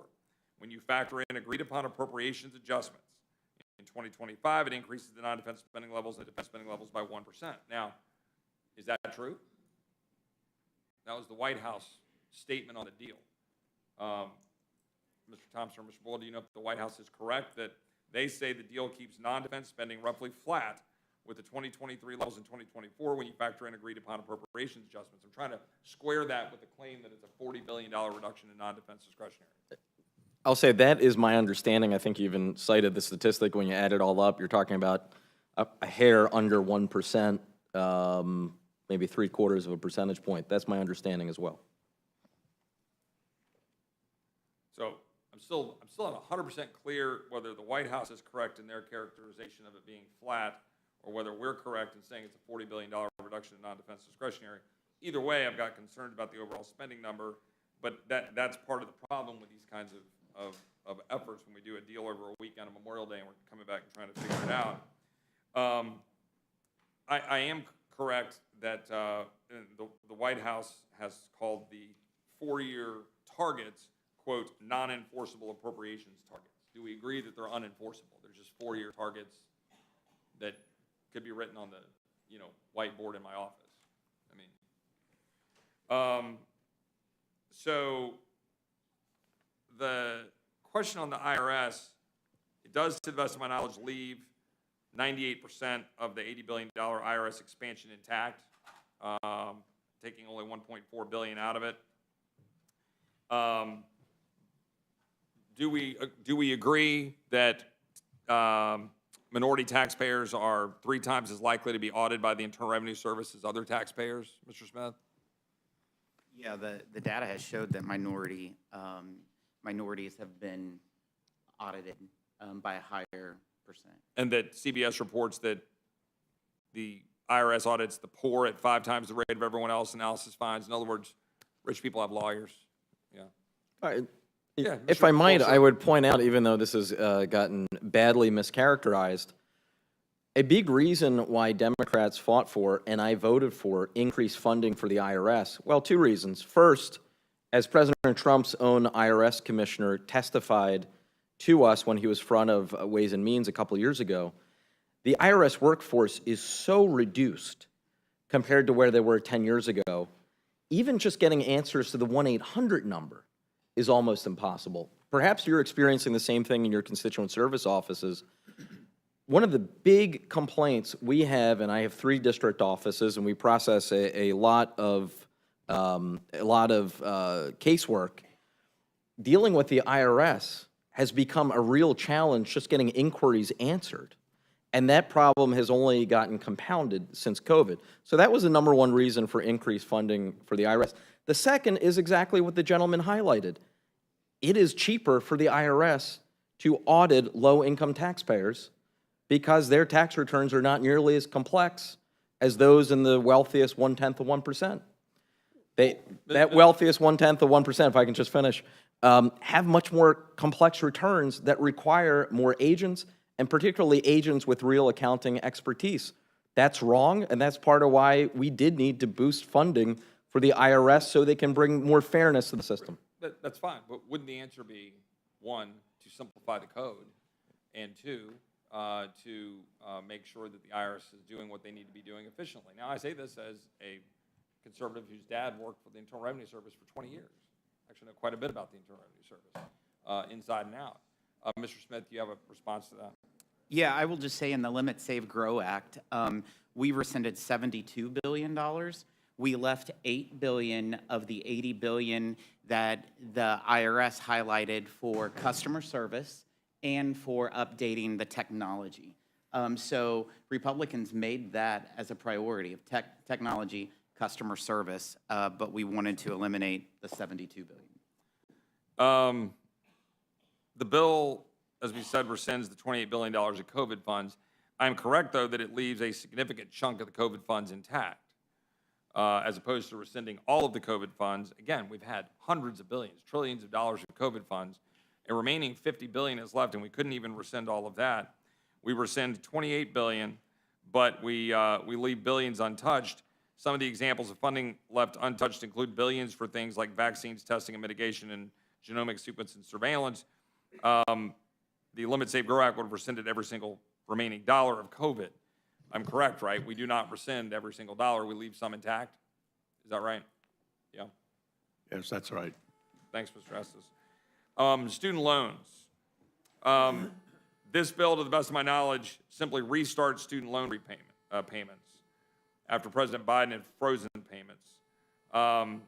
President Biden's already planned to resume student loan payments on September 1, I think. Is that correct? Do we know?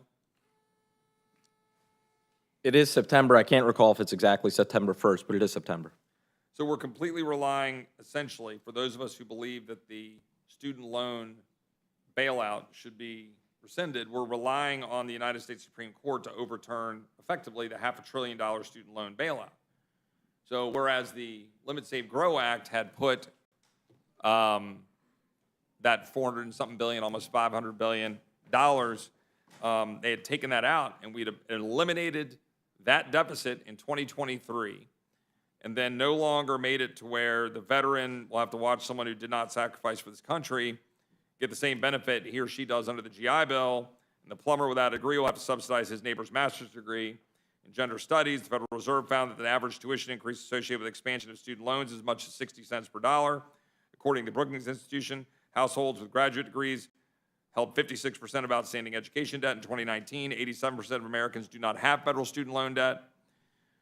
Speaker Pelosi herself said, quote, "People think the President of the United States has the power for debt forgiveness. He does not. He can postpone, he can delay, but he does not have the power. That has to be an act of Congress." My point of that is we had a chance here to right that wrong, and we're not. We're punting to the court. And I just think everybody ought to know that. I had a question here with Mr. Scott from Virginia like a week or two ago when we were debating the CRA on student loans. With all due respect to our Republican colleagues, it's really easy to pass a CRA. You know it's going to die in the Senate. The president's not going to sign. It's a lot harder to fight for it in a bill. And we punted. We punted because we punted to the United States Supreme Court. We have an obligation to defend the Constitution of the United States, and we're not doing it. We're taking a pass. And instead, as I said to Mr. Scott, my wife, who was a product of a single mom, went to Texas A&M, went to the University of Texas School of Law, took on debt, has worked her whole life the last 20 years, balancing being a mom, working to pay off those student loans, got it down to almost nothing. And we're just going to write $500 billion and say, here you go. And oh, by the way, we're doing that by an executive fiat that is unconstitutional. But we're going to punt our Article 1 responsibility to hold the executive responsible. We're going to kick it to Article 3. I don't see how that's something that we ought to be doing. The Secretary of Education has said, straight out that they're going to move forward and try to do what they can to continue doing the programs the best they can.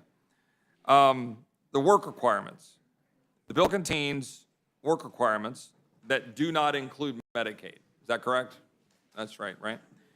Now, Medicaid would have been the part that would have really significantly driven the effectiveness of work requirements, right? It would have been a more extensive and a larger both fiscal benefit and would have reached more people. Is that right?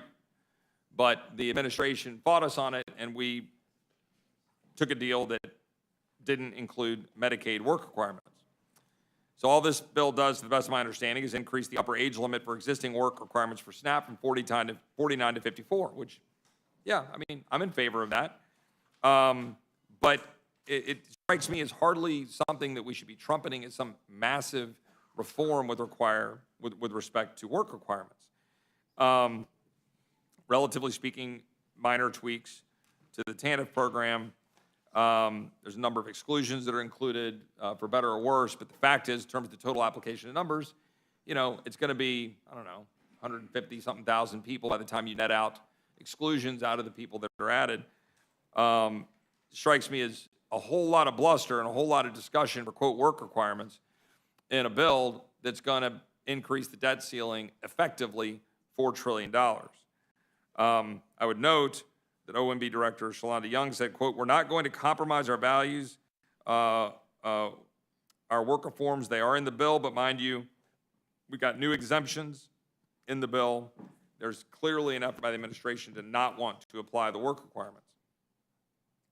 The regulations my friend from South Carolina was talking about in the REINS Act have a weak administrative pay-go provision that is easily waived by OMB. Now, I know we think it's great because this is something that came out of the Trump administration by my friend Russ Vought, the former director of OMB, in terms of the structure.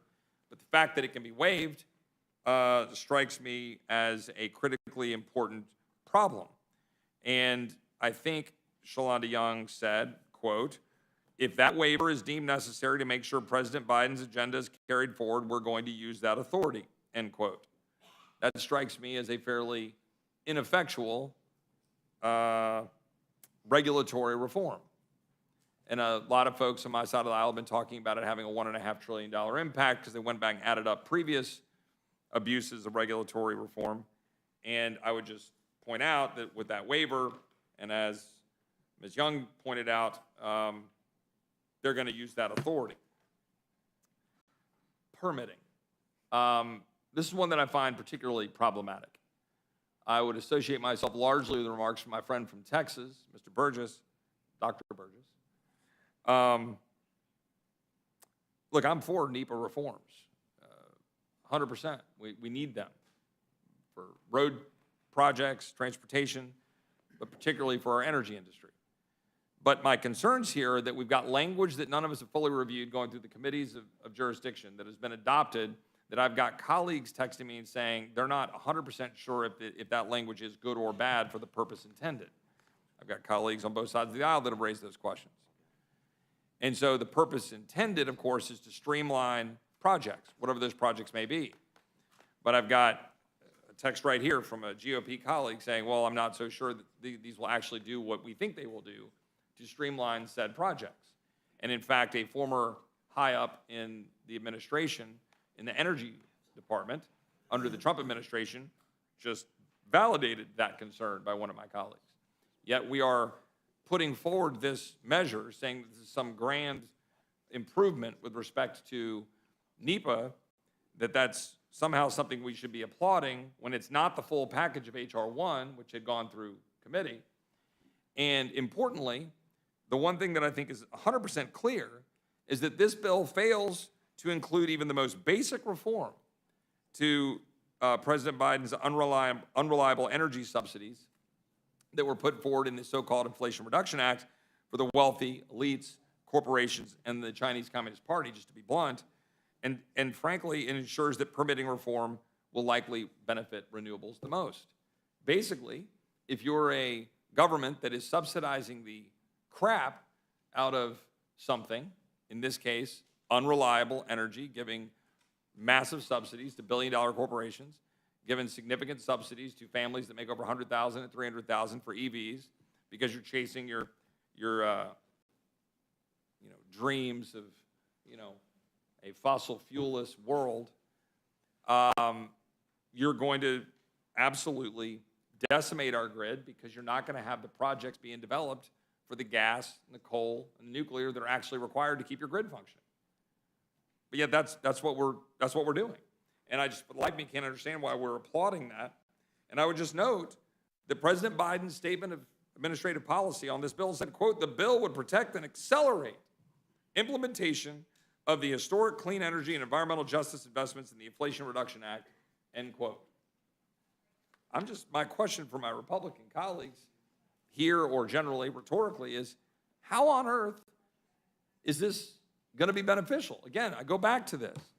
A spending freeze of 2 years for a $4 trillion increase of debt with actually a blank number into a lame duck Congress in order to not remotely address what the statement of administration policy is going around saying the bill would protect and accelerate implementation of the historic clean energy and environmental justice investments in the Inflation Reduction Act, which Goldman Sachs said would be $1.2 trillion.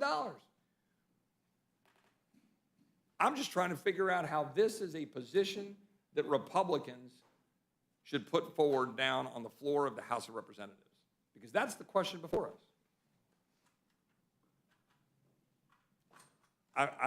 I'll just leave it out there as a rhetorical question. I know we've been here for a while. I do think it's, important. There are other pieces to this puzzle.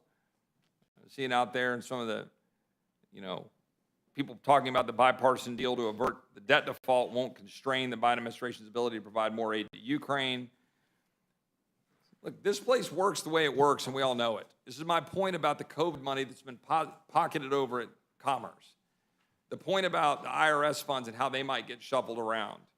The fact that the White House's statement said it's going to be a flat level of spending for the non-defense discretionary. Because we all know how this town works. And with all due respect to the 99% deal, we're going to have a CR with a 1% reduction on January 1st. The fact is, all that's going to do is empower the establishment here in which we operate to jam through an omnibus spending bill right before Christmas. That's what will happen. That's what happens every year. And then the question will be, what is the check against that? Well, the check against that is right here. The check against that is whether or not we would support it or not. And so the question is, if you got something kicking in on January 1, that's 3 months after the fiscal year ends, as the break of a 1% reduction, which, by the way, would simply be a $15 billion cut, which is basically what we're talking about in this supposed caps deal governing what we're doing. The fact is, this is a $4 trillion increase with no teeth. None. We're still going to come back and have an appropriations battle. The likelihood of getting appropriations bills passed by October 31st, September 30th, October 31st, November 30th are pretty slim based on past history, either side of the aisle. But we'll go through the process. Hopefully we'll navigate through it. But if we don't, the fact is there will almost certainly be an omnibus effort. And then there'll just be a debate about who is the big winner. And we all know who the big winner will be. Government. Not the American people. We're not going to reduce spending through this deal unless we actually stand up and reduce spending. It'll be on us to choose to. But this deal isn't going to reduce spending, even though everybody's going around saying it will. And this deal isn't going to do anything but guarantee that in 2 years, actually 18 months, Mr. Massey's clock that he wears on his jacket is going to say 36 trillion. The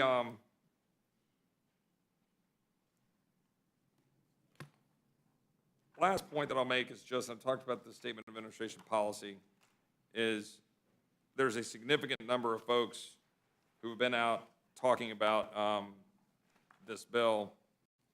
And I would just note that whether you've got Biden's economic advisor, Ramanurti, I think, due respect to pronouncing it correctly, this, quote, protects all the key pieces of legislation that the president signed into law in the last 2 years and preserves remarkable progressive accomplishments, end quote.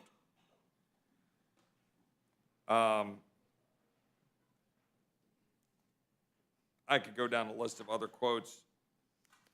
The ever-important policy genius, Keith Olbermann. Biden has still kicked McCarthy's butt. Now he must also kick Joe Manchin's butt and his pipeline out of the debt deal. Well, my friend from Texas, I think, has an amendment along those lines, Mr. Self. Look, we ought to do better. The Limit, Save, Grow Act was a responsible approach to actually reduce spending, to actually change the way this town works. And with all due respect to my Democrat colleagues, happy to have a conversation anywhere, anytime with any of my Democratic colleagues about what we want to do to deal with our fiscal problems. But this was a small down payment, even in the Limit, Save, Grow Act. This doesn't represent any material change in the direction of where this country is going in terms of spending. The massive increase of debt was sort of a blip on the radar. But even the Limit, Save, Grow Act is just nibbling around the edges of what needs to be done.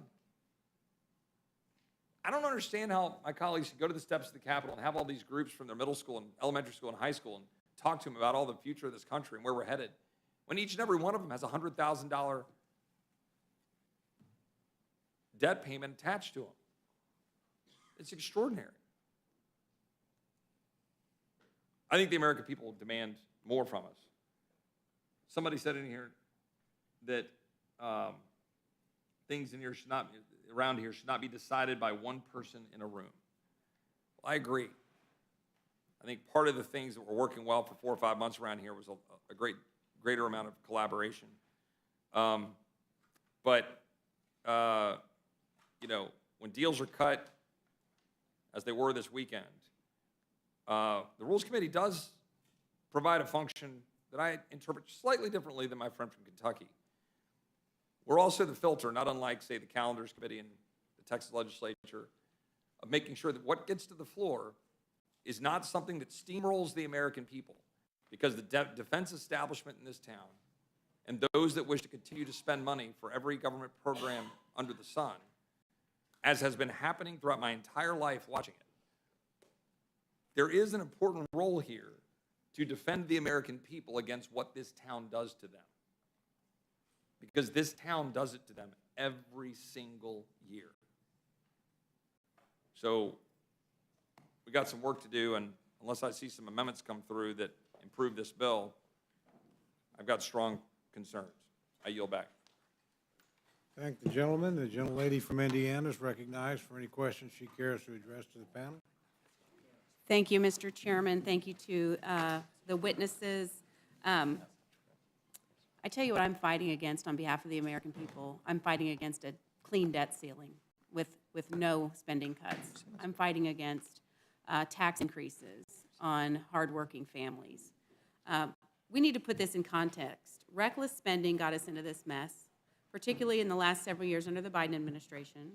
That's why House Republicans have been fighting on behalf of the American people to reduce spending. The first step in getting spending cuts was passing the Limit, Save, Grow Act. Passing that bill finally brought the president to the negotiating table after he ignored the issue for months. Since the beginning of the 118th Congress, House Republicans have made it clear that the United States cannot and will not default on its debts, but that an increase in the debt ceiling must be paired with fiscal reforms to reduce the deficit. I'm not completely satisfied with the product that we have before us, but the negotiated package does change the trajectory of spending and puts us on a better path. It's better than defaulting, and it's certainly better than a blank check to Democrats. Chairman Smith, how many days did it take for the president to come to the table to even start negotiating a solution? Well, for one, the president, after meeting with the speaker, the next day he was at the prayer breakfast saying that he was going to negotiate with the speaker, but he waited 100 days. That's right, almost 100 days. That's almost 100 days we could have been solving this looming problem for the American people.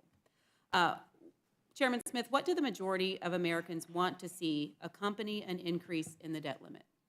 The majority of Americans want to address the reckless spending. They want cuts in spending, and in fact, this does cuts in spending. 60% of Americans say that we should only raise the debt ceiling if spending cuts happen simultaneously, and that's what we're fighting for. Does this bill reduce spending? Yes. Does this bill save taxpayers money? Yes. Does this bill reduce funding for the president's plan to expand the IRS? Yes. Does this bill ensure that able-bodied adults who receive money from welfare programs must meet work requirements? Yes. Does this bill require that student loan payments restart? Yes. Does this bill rescind excessive COVID spending? It sure does. Does this bill prevent the U.S. from defaulting on our debt? Yes. Does this bill increase taxes? No. Does this bill create new government programs? No.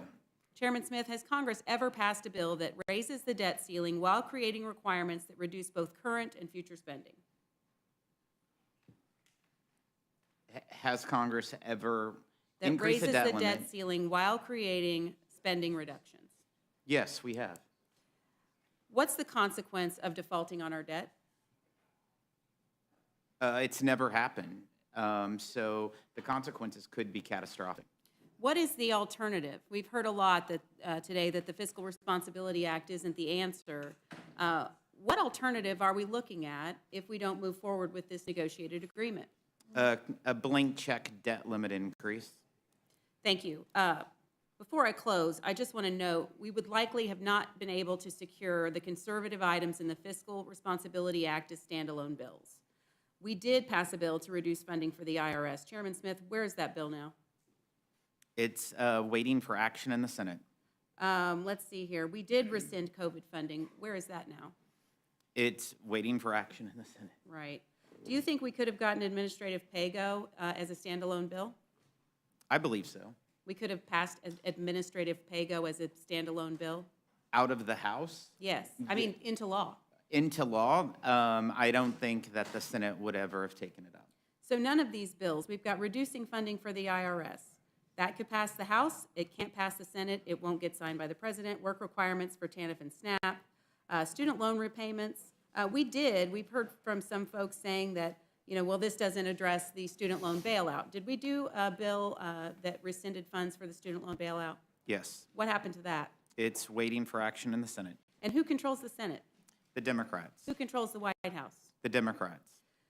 So could we have gotten permitting reform through the Senate and to the President? I think if you talk to Senator Manchin, he was promised permitting reform, but apparently, even though he's a Democrat, it's still, they're not following through on their obligations in permitting reform. And in fact, we passed H.R. 1 and H.R. 2. One was a Border Security Act, one was an Energy Act. Where are those bills now? They're still trying to get their members to have any kind of action. Okay. Do you think that the Senate would pass budget caps for 6 years? Absolutely not. So all of these things that we got in the Fiscal Responsibility Act are major accomplishments in my view. Let's be clear, as Mr. Massey correctly noted, this debt ceiling bill says to the American people and the rest of the world that we will pay our debts, but we will do so only by putting us on a better fiscal path. This isn't a bill that authorizes new spending. The money has already been spent.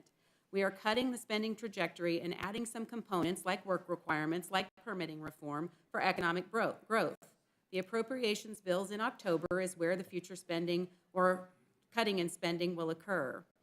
This bill will force an open process with no omnibus bills at the last second, and it will force spending cuts. This bill isn't perfect, but the Fiscal Responsibility Act achieves the important principles included in Limit, Save, Grow and fulfills one of House Republicans' key commitments to the American people in tying a reduction in spending to any debt limit increase.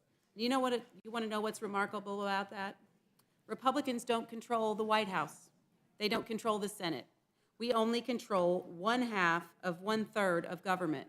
We are certainly punching above our weight. For the first time ever, an increase in the debt ceiling is coupled with a reduction in spending year over year. In fact, this new bill will cut spending by $2.1 trillion if the proposed budget caps are left in place for all 6 years, according to the preliminary estimates from the CBO. I came here to fight. And I'm fighting against a clean debt ceiling increase, which is undoubtedly what we will be faced with if we do not support this bill. There's no better deal to be had. The alternative here is a clean debt increase where Democrats can keep on spending unimpeded right off a cliff. And in a clean debt ceiling, we will not only lose what we gained in Limit, Save, Grow, but we'll also lose the historic cuts and savings that we achieved in the Fiscal Responsibility Act. The Democrats wanted a clean debt ceiling. They wanted a tax and spend budget. We've successfully fought back against that in this bill and cut spending. There's a saying in court, if both sides are unhappy with the result, it's probably a balanced agreement. We should take these wins while they're on the table before the left takes them away. That's what House Republicans have delivered for the American people. Thank you, Mr. Chairman. I yield back. Thank you very much. The gentleman from New York is recognized for any questions he cares to pose to the panel. Thank you very much, Mr. Chairman.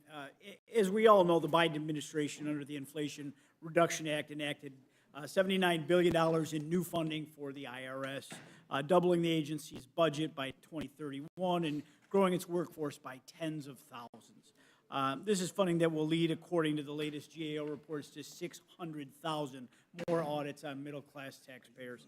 Chairman Smith, can you walk us through the cuts that this legislation includes to stop the Biden IRS hiring and auditing blitz on the American middle class? So we've been asking for the IRS to give us a plan of how they wanted to spend the additional $80 billion that they had. One, they finally gave that to Congress about 8 weeks ago. They've broken down how they were spending the $80 billion. $1.4 billion of it was for hiring more agents.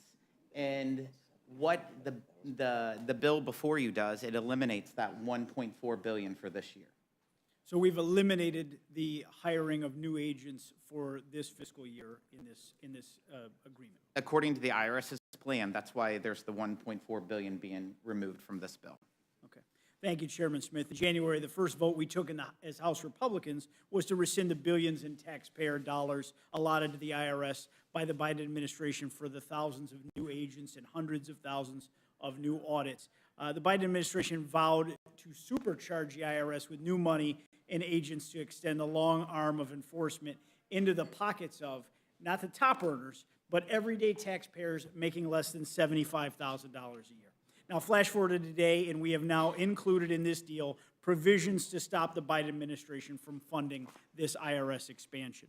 I'd like to pivot here, Chairman Smith, to the subject of work requirements included in the legislation.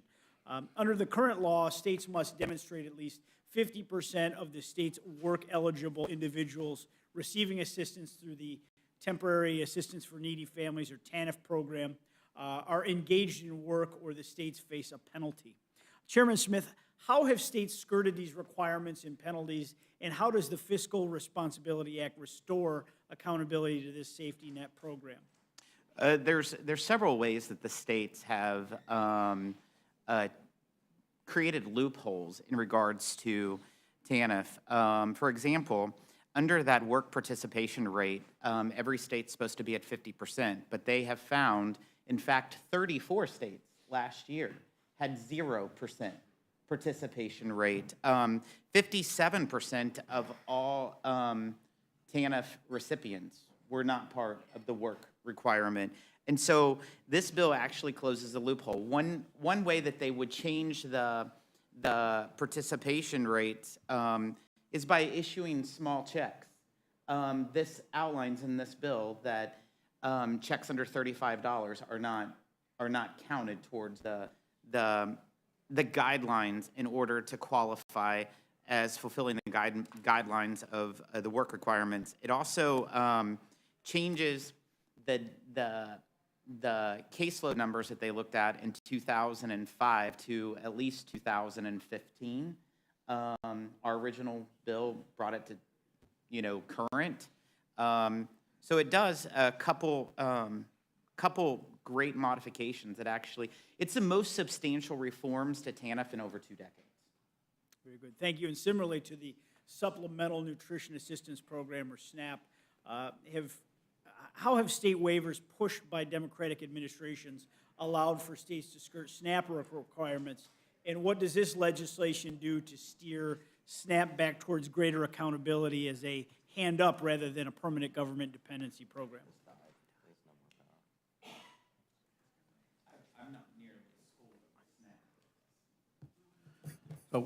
One of the things that states do within the food stamp program is implement a lot of waivers. I mean, right now, there are just state after state where every county is covered by a waiver to avoid having to do work requirements. And some of that may have made sense in 2008 and 2009 when the Great Recession hit and unemployment rate was so high and people had difficulty getting jobs. But now with the economy humming the way it is now, unemployment rate down, in low digits, 40-year lows, there's not that problem with people having the opportunity to get jobs. And the American people are very charitable. They want to be able to help people, give them a hand up, but they also expect that there's an obligation and responsibility on the part of the recipients as well. Great. And thank you. How do you see these reforms to TANF and SNAP helping House Republicans to restore long-term accountability to these programs beyond the legislation that we have in front of us today. I think one of the things that we look at is, one, how do we help the economy grow? Having more people back in the workforce, helping build their skills back up, and getting into a full-time job. Ultimately, being skilled and having positions where they earn enough that they don't need food stamps or TANF assistance at all. That's obviously a benefit. Actually, it's a double benefit. You don't have the spending to provide that hand up, but you also have tax revenue that comes from the increased in improvements in the economy. Thank you, Chairman Smith and Congressman Estes. The bottom line is this administration cannot be allowed to use the potential of a default as a threat to bully Congress and the American taxpayer into passing a carte blanche clean debt ceiling that does nothing to shore up the out-of-control spending that goes on at this very point today. Now, House Republicans, we went to the negotiating table, and for 100 days, there was no action from the White House. They were the sole voice in the conversation about our country's fiscal future. And we came back with legislation that we have before us today. As my colleagues have pointed out, it represents the largest reduction to our nation's deficit in history. And this legislation includes $2 trillion in cuts to government spending, a halt to the Biden administration's aggressive expansion of the IRS that could be targeted right at middle-class America, a clawback of $28 billion in unspent COVID funds from the boondoggle legislation that Democrats and President Biden spent the last 2 years enacting into law, causing historic inflation that hurt so many Americans, and a restoration of accountability and work requirements to safety net programs that ensure that they give Americans a hand up, not a permanent government dependency.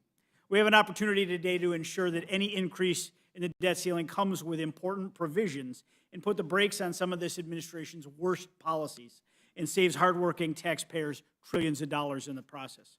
We owe it to our veterans and our children and our grandchildren to get this process started.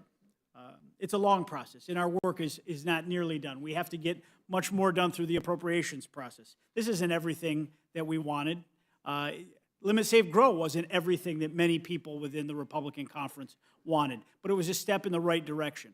And in divided government, you know, this legislation before us provides the next practical step forward. So once again, I appreciate all the work that went into hammering out this critical deal, an important first step that we have before us today, and I yield back.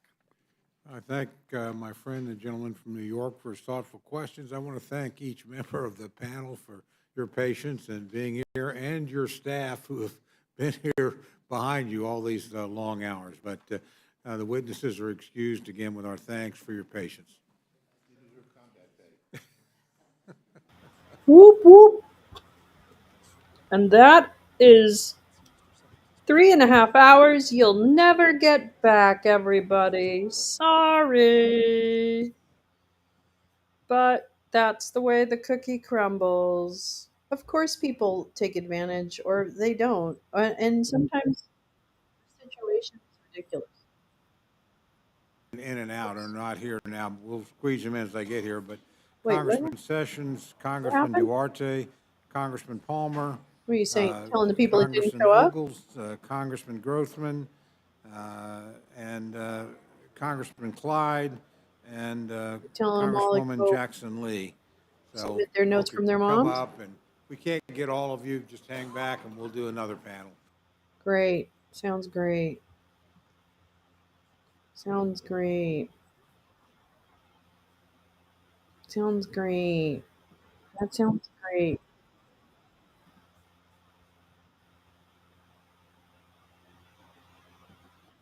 Oh my God,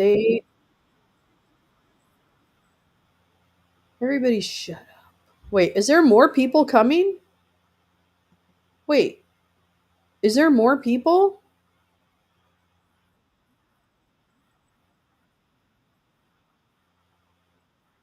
What? They're doing more?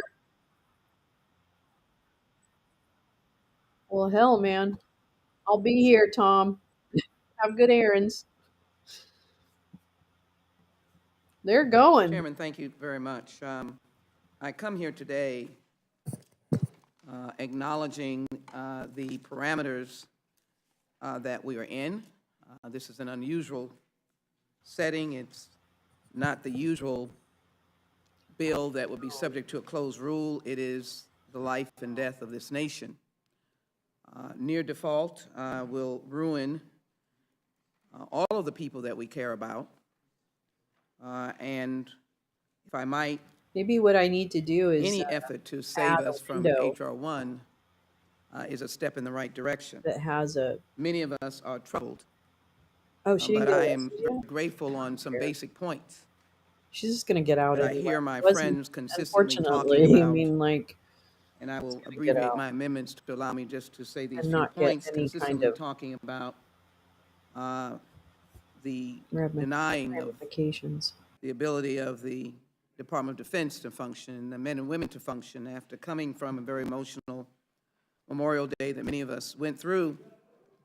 I'm confident that we will have a fighting force, and these are false straw men. Confident that Ukraine will be taken care of in what the president has tried to do. In addition, there was a long journey about deficit or debt to GDP.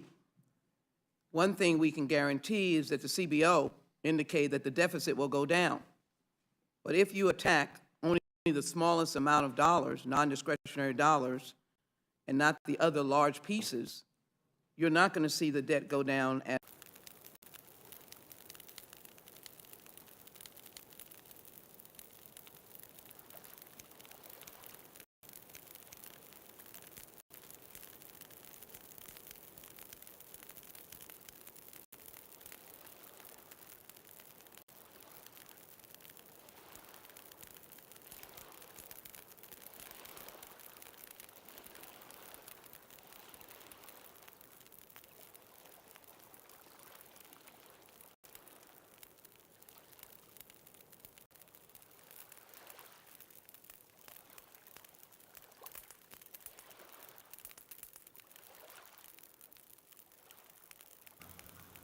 You'd have to tase her to bring her down, I think.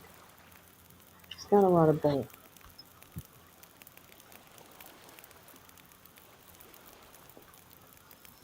And I think that would, I would think so. I haven't turned on anyone's stream today. I know. I'm sorry, Angela. I suppose we should stay with the hearing. Maybe we're just taking a break.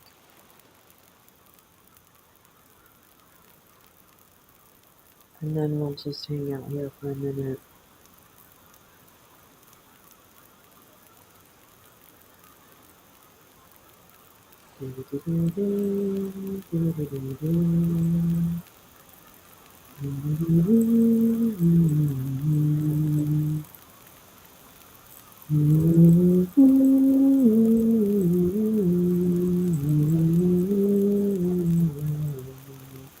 Yeah, I've stopped watching a lot of streams. Just in my own mental health, it's really no judgment. It's all about what happens in my brain and wanting to make it through this life. Yeah, it's good to take breaks. It's good to take breaks. I mean, I'm not terribly successful at it. Sometimes I peek in, but generally, actually, no. And unsubscribing has really helped because it just doesn't give me any notifications, and then I don't. Then I don't care. But I do need to start creating some shit. My goodness, I have been super lazy. Well, I'm trying not. I'm actually not super lazy. I mean, we have house guests coming next weekend, and I want to make sure everything's ready. So we're trying to do that, which will be fun. Yeah, it's really draining. Woof, big drain.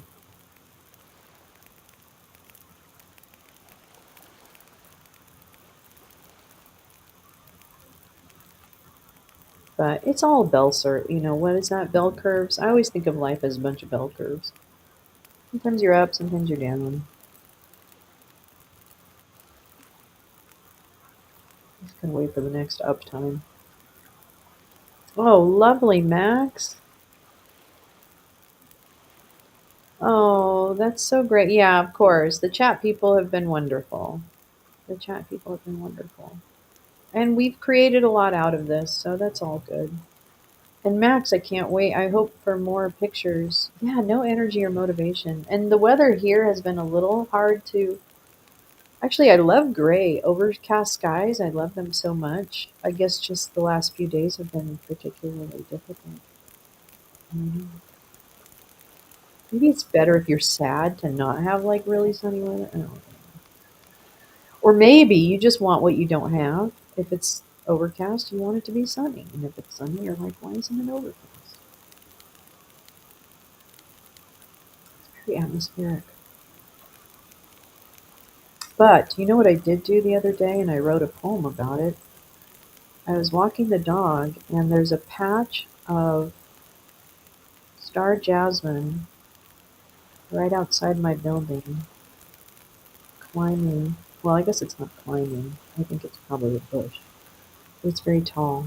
Yeah, just get up, keep going, cry, stop crying, cry some more, eat some Cheetos. No, that's not true. I'm not eating Cheetos. I ate bacon though. Um, right now, Rhodes, iris, lupins. Oh, lupins are so pretty, and peonies are my favorite. Well, one of my favorites. Lots of weeds. Weeds are cool. Hey, Sam. Sam the cat's coming and cuddling. He likes the little lake fire. He's looking at the lake fire.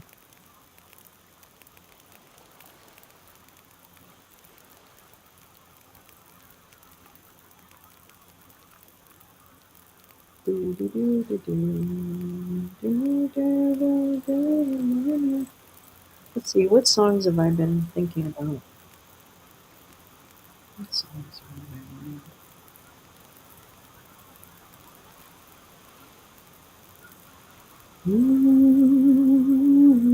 I don't mind the fleabane, but I hate bishop's weed and buttercups. Don't mind the fleabane sounds like a good album name. Or fleabane sounds like a great band name.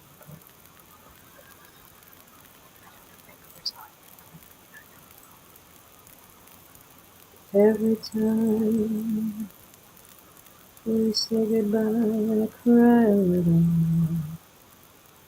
Ooh, I wonder why a little.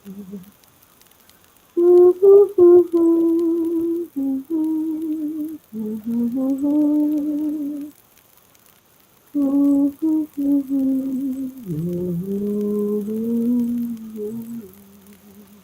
Oh, well, that's a great, Max, that's great. That makes it even more pleasant. Don't mind the fleabane. When I see it, it makes me cry a little. It's like a cute little pink fringy daisy, and I just sigh a little when I'm walking along the little path. Then I see them alone in a patch. Every time I see the flowers, I cry a little. But then I remember it's really silly to cry. I don't know what rhymes with little. And my voice is crackly. And it's kind of it's husky today. I'm curious about the words to that song. My favorite part of your stream. That's nice, KMS. That makes me feel good. I cry a little. I don't know. Oops. Blah, blah, blah, blah, blah, blah, blah, blah, blah, blah. Not the Flo Rida song. Nope. I just want the lyrics.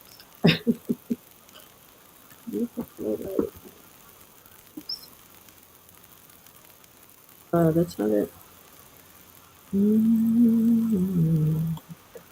Oops. Oops.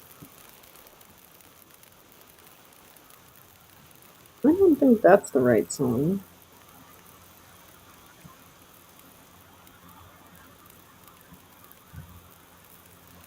Oh, is it Eddie Kendricks?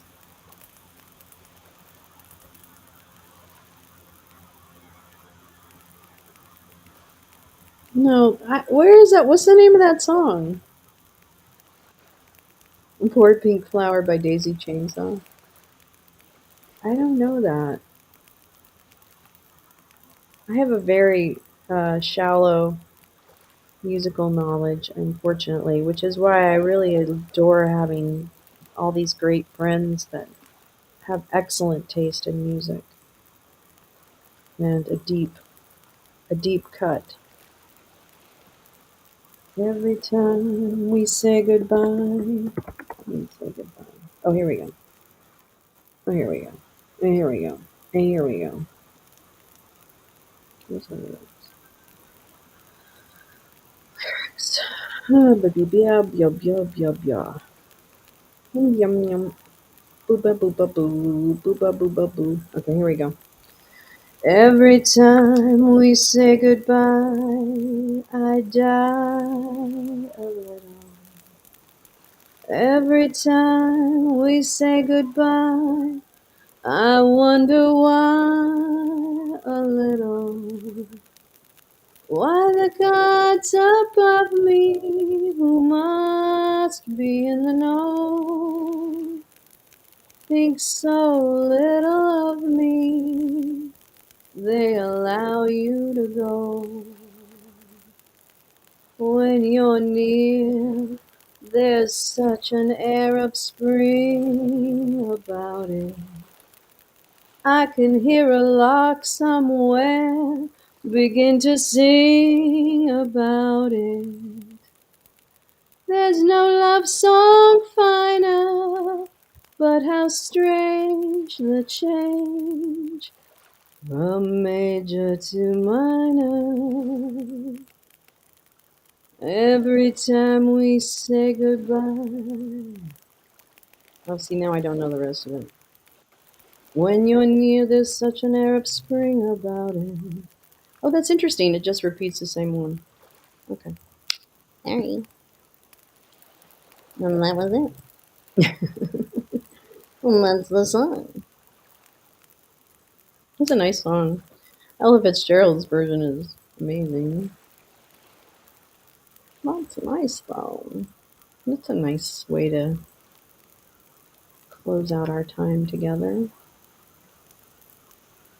Boy, they're still talking about those rules.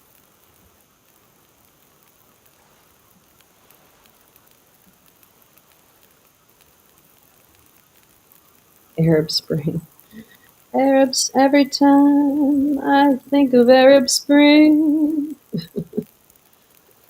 I'm wistful. DC was an early 90s, but band us know that Love Your Money. Vocalist Katie Jane Garside was lumped into the girl power category. Interesting. Okay. Okay.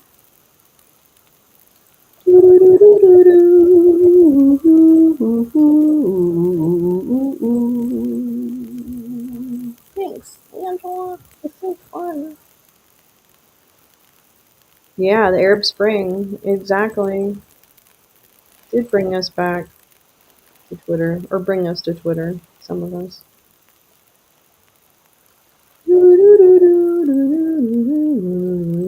Oh, I have MSNBC on this screen too, and Molly John Fast is talking about new scrutiny on far right's celebration of January 6 convicts. I wonder if that has to do with all the money that's being raised.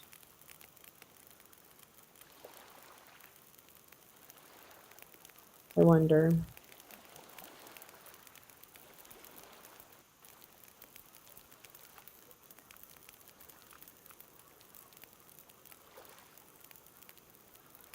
I wonder. Yeah, if a revolution won't do it. Well, it certainly isn't, like coffee cake recipes, that's for sure. Yeah, she sure was. I saw that one video that I shared, KMS. What was that? How much was that check for? Did someone say it was $30,000 for somebody's legal fund? The hell's that all about? What's going on down there? Who's handing all that money? I mean,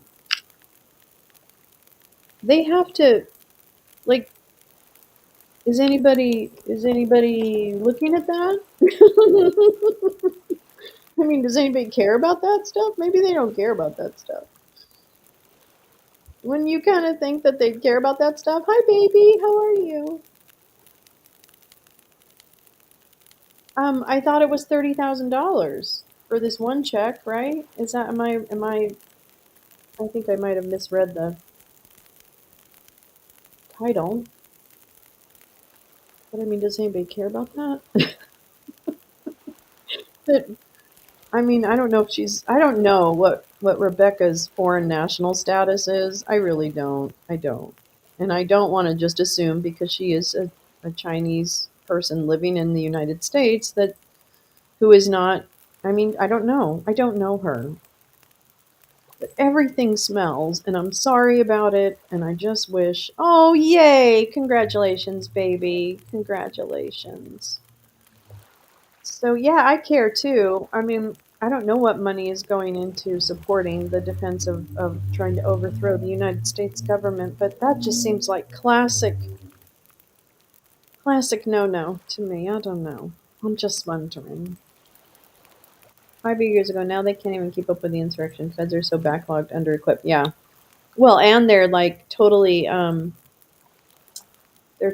like bogged down. I would sure like to know who's paying all those bills. That's really the only thing that interests me. Because that crowd is small, their personalities are stupid. It's worthless. Those people that stand on the corner, the J6 proponents, they're all a bunch of losers individually. They're definitely not worth it. But somebody is paying them to stay there. Her first name is Rebecca.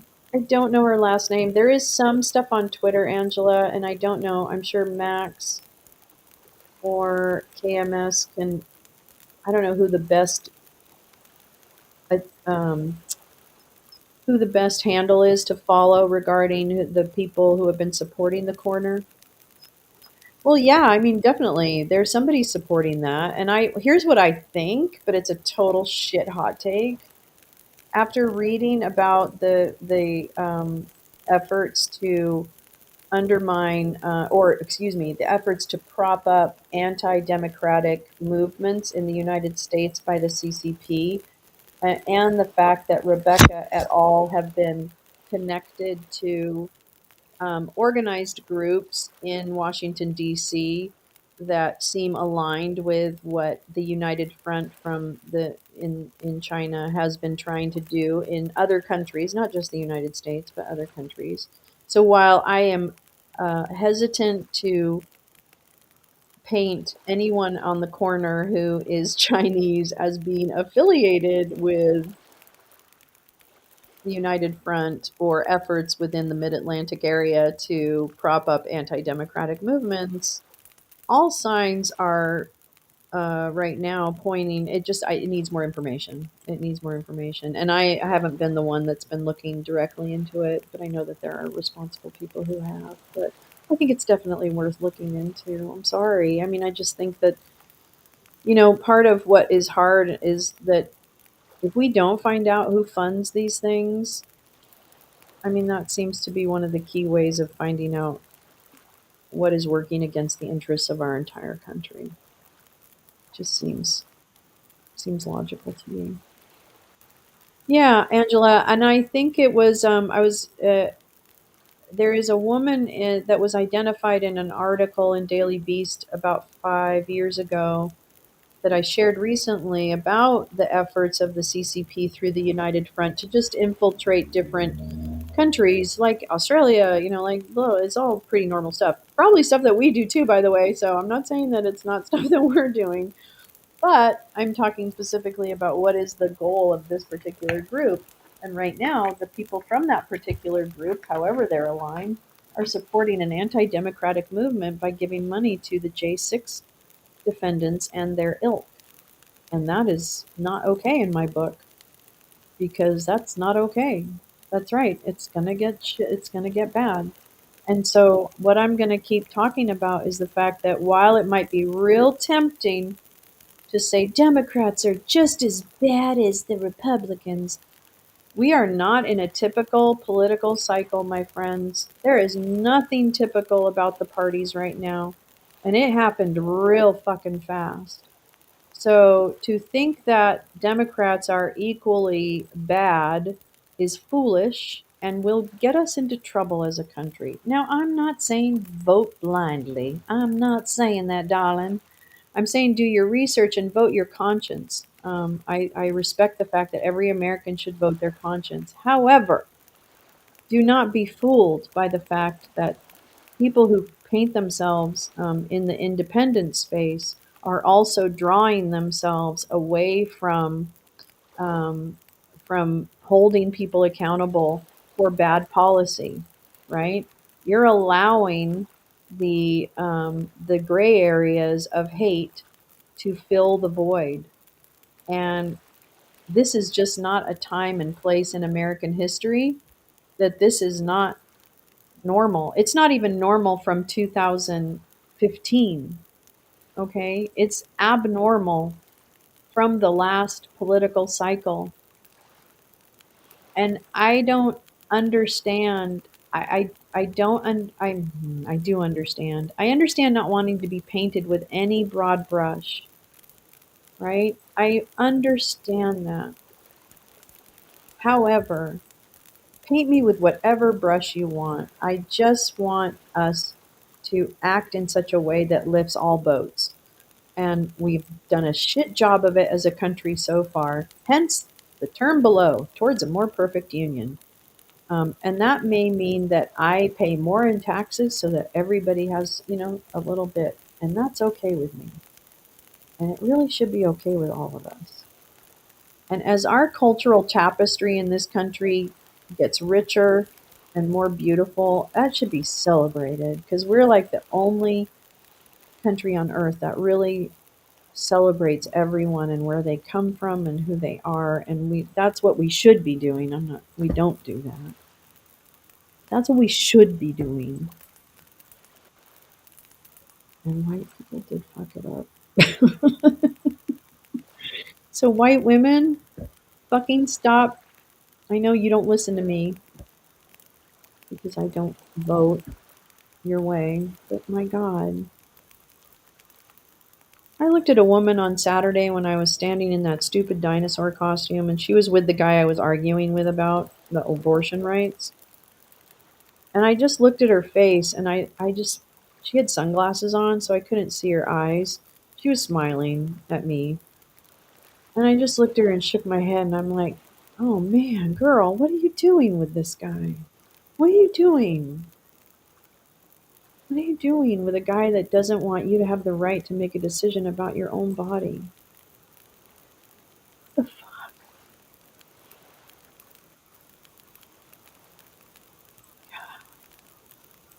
I mean, this is what. Yeah, we're close to making the dream real. That's why they're pushing back so hard. It's so true, Mind Truth. It's a lot about accountability is coming home to roost. Key people are being held accountable. Vote like black women. Thank you, baby. Yes. Pragmatists. Yes, you do. Yes, you do, baby. Black women have been the only people standing between us and complete authoritarianism. And we've continued to devalue their lives. So when black women's lives matter, then all lives will matter. Jesus Christ. It's not pie. You know what I mean? It doesn't hurt me to to want everyone to have what they need. That's all I want. Right? Yeah. So, yes, I think the next year and a half I'm going to go back to Stand Up for Racial Justice, a group out of New York. There's chapters all over the country. I started with the New York chapter, and they will give me assigned calls to make to help voters engage, and it won't be pushing people to vote, one way.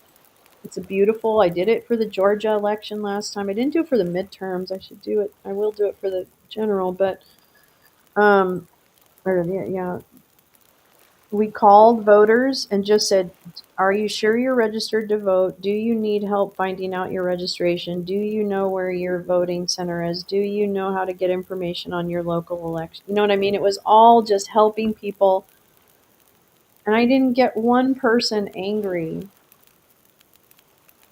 And I just think that's the way we talk to each other, and that's the way we unify, is reach out and say, "Are you engaging?" And vote for people's interests. Vote for everyone's interests. Vote for people you hate. I'm going to vote so that a woman who is a maggot and hates LGBTQ and hates and hates and hates, I'm going to fight for her right to have an abortion, a safe abortion, when she needs it. It's really cool. Oh, let me pull up the website.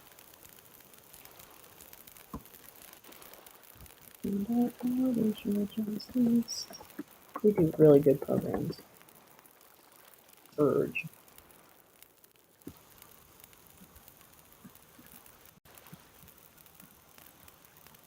This one. Do do do do. Do do do do do do do. Yeah, it's great. Surge has a lot of, and they have links to areas in your local area, all that kind of stuff. Oh, I know, I know. The lists are hard. Yeah, I don't know. I got a lot of people that didn't. Well, and it was Georgia too, and a lot of people have been knocked off the rolls. We had a big roll purge in the year before we were calling. Yeah, I don't exactly. The more people who vote, the better we are. That's actually how it works. And sometimes the stuff that I want doesn't get passed. Oh well, I have to keep fighting. And if it's really important and people are dying, I have to fight even harder. That's the way it is. It's the way this beautiful, flawed experiment works that we live in. But we've done some really shitty things to people, and we have to face that.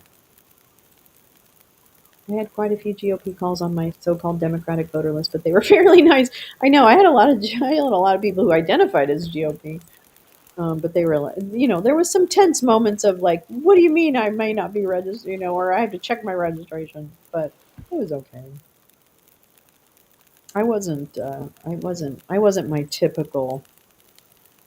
Yeah, typical. Compromise is not a bad word, baby, but I'm gonna draw a line at human and civil rights, which I know you'll support me on that. I just get worried sometimes that if we use the word compromise, that sometimes people on the other side of certain issues tend to take that as carte blanche to just run over people's rights. And I don't really want, and you know what? I don't want trans people to be quiet. I don't want I don't want gay people to have to not put it in people's face. I don't know. But I hear you, baby. You're so right. It's okay to be open and have conversation. I enjoy conversation. I just worry sometimes that people who aren't thinking or understanding what that means take it to an extreme, and then we have to like, no, but no. No. Mm, mm, yeah, whatever. Nothing's. Just keep trying. We just try to get a nut to move your butt. That's my goal. I'm just trying to find a nut to move your butt.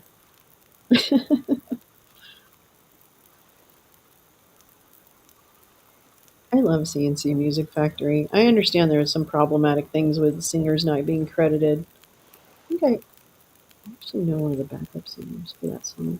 But I love their music.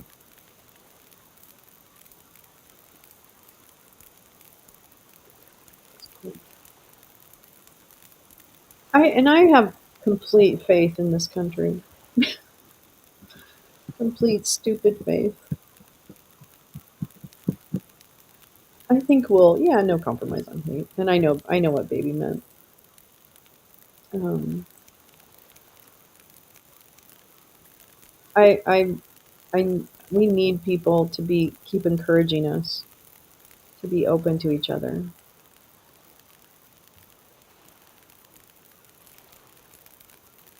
And I'll keep trying.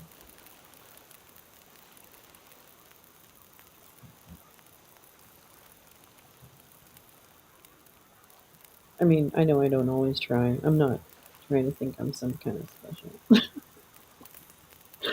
Sometimes I just come in like a steamroller. But I try to only steamroll on things I feel really strongly about and may have looked into. Or may have looked into.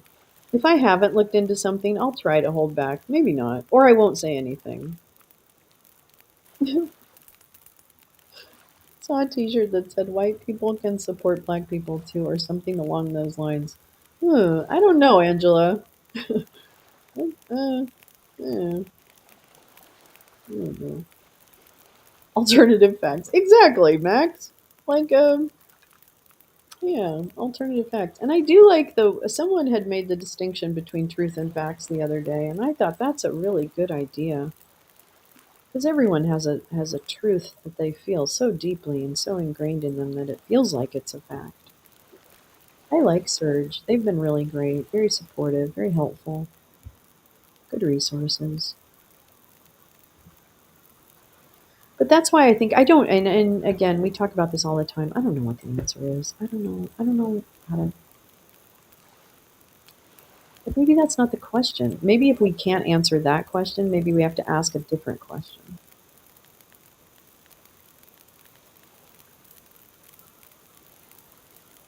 How do we share facts? What is a fact? I don't know. Oh, she was? Excellent. Well, I can't restream anyone, otherwise they'll kill my channel, but I don't blame you all if you go and check it out. Let me see if I can find it. Do do do. Let's see. YouTube. YouTube. YouTube 1791 Storm Harder. Does he not realize that's a Nazi term? I guess not. Let's get that bitch arrested. Let's get that bitch arrested. His logo is terrible, by the way. I don't know who his graphic designer is, but that's the worst print logo I've ever seen. I don't see. Is she arrested like just now? Or just like a while ago? Oh, there goes Nicole. No, she must have been arrested a while ago. Oh, there's Jamie Nostrils. Oh, there she goes. Okay, it was earlier. It was about 8 minutes ago. Are they going to arrest her dog too? Oh no, that's Nicole's dog.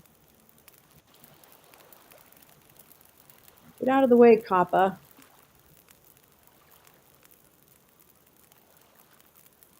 Shoot! Feel her up. Feel her titties. Yeah, shake that sports bra.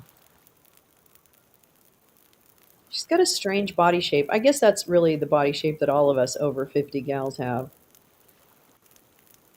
I think I have the same legs as she does. No ass. That's going to change because my doctor told me to strength train. Mickey, you're so fine. You blow everybody's mind. Mickey Withoff, mother of Ashley Babbitt, for pushing Anarchy Princess and taking her megaphone and throwing it on the ground yesterday. So it was an assault. Poopa Troopa, you are never going to get that smell off you like you always do. Are you sitting there in poo? Oh, tell me, Poopa Troopa, things are gonna find out. No. Soon you're gonna find out that you're homeless now, sitting like a cow. waiting for Rebecca's check. No, damn it. Yeah, they talk a big game about arresting everybody. Meanwhile, democracy struggles.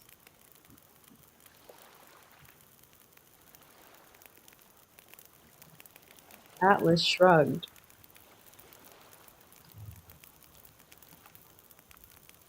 I don't care what happens on that corner. I'm just going to tell you right now. I don't care. I don't care. You know what? You know what I do care about? My weed pen is dead. Hold on, I gotta go get another weed pen.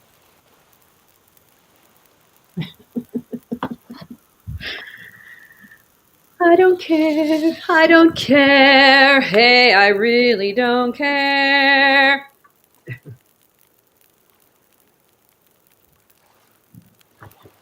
Get a job, Max.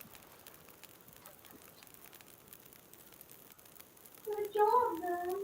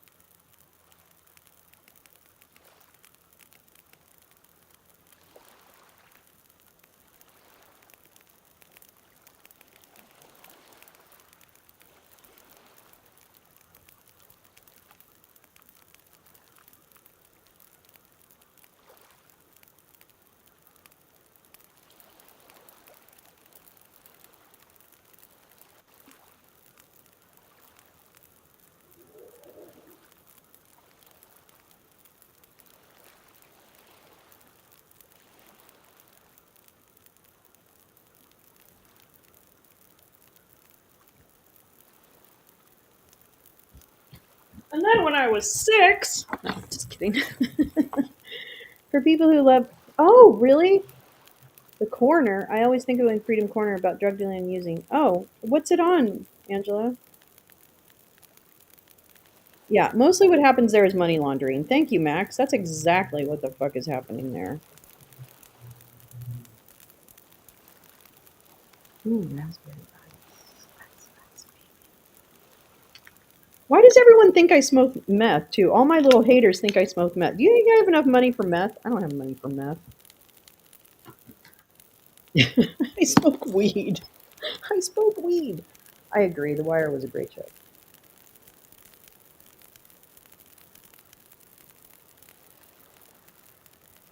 I bought myself a new weed pen.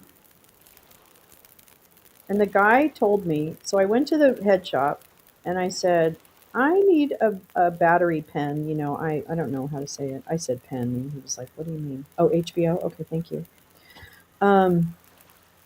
I said, I have every time I use a pen, it dies. And he's like, how long do they last? And I said, they only last like a couple months. And he's like, a couple months? That's like a lot. Like, they don't last that long. And I'm like, what? And he's like, yeah, stupid. He didn't call me stupid, but he wanted to. And I,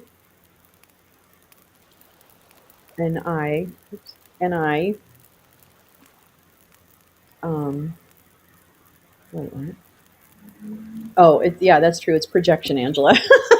Yeah, because their drug of choice is meth. Oh, you can't, Max? Yeah. Sometimes I can, sometimes I can't. It depends.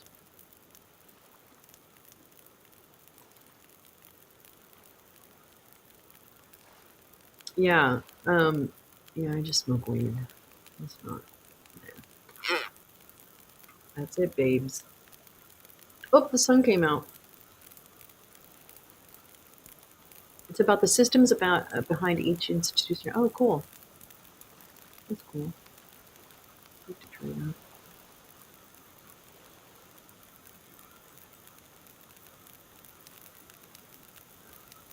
Trooper pooper, you are gonna find out how it really goes.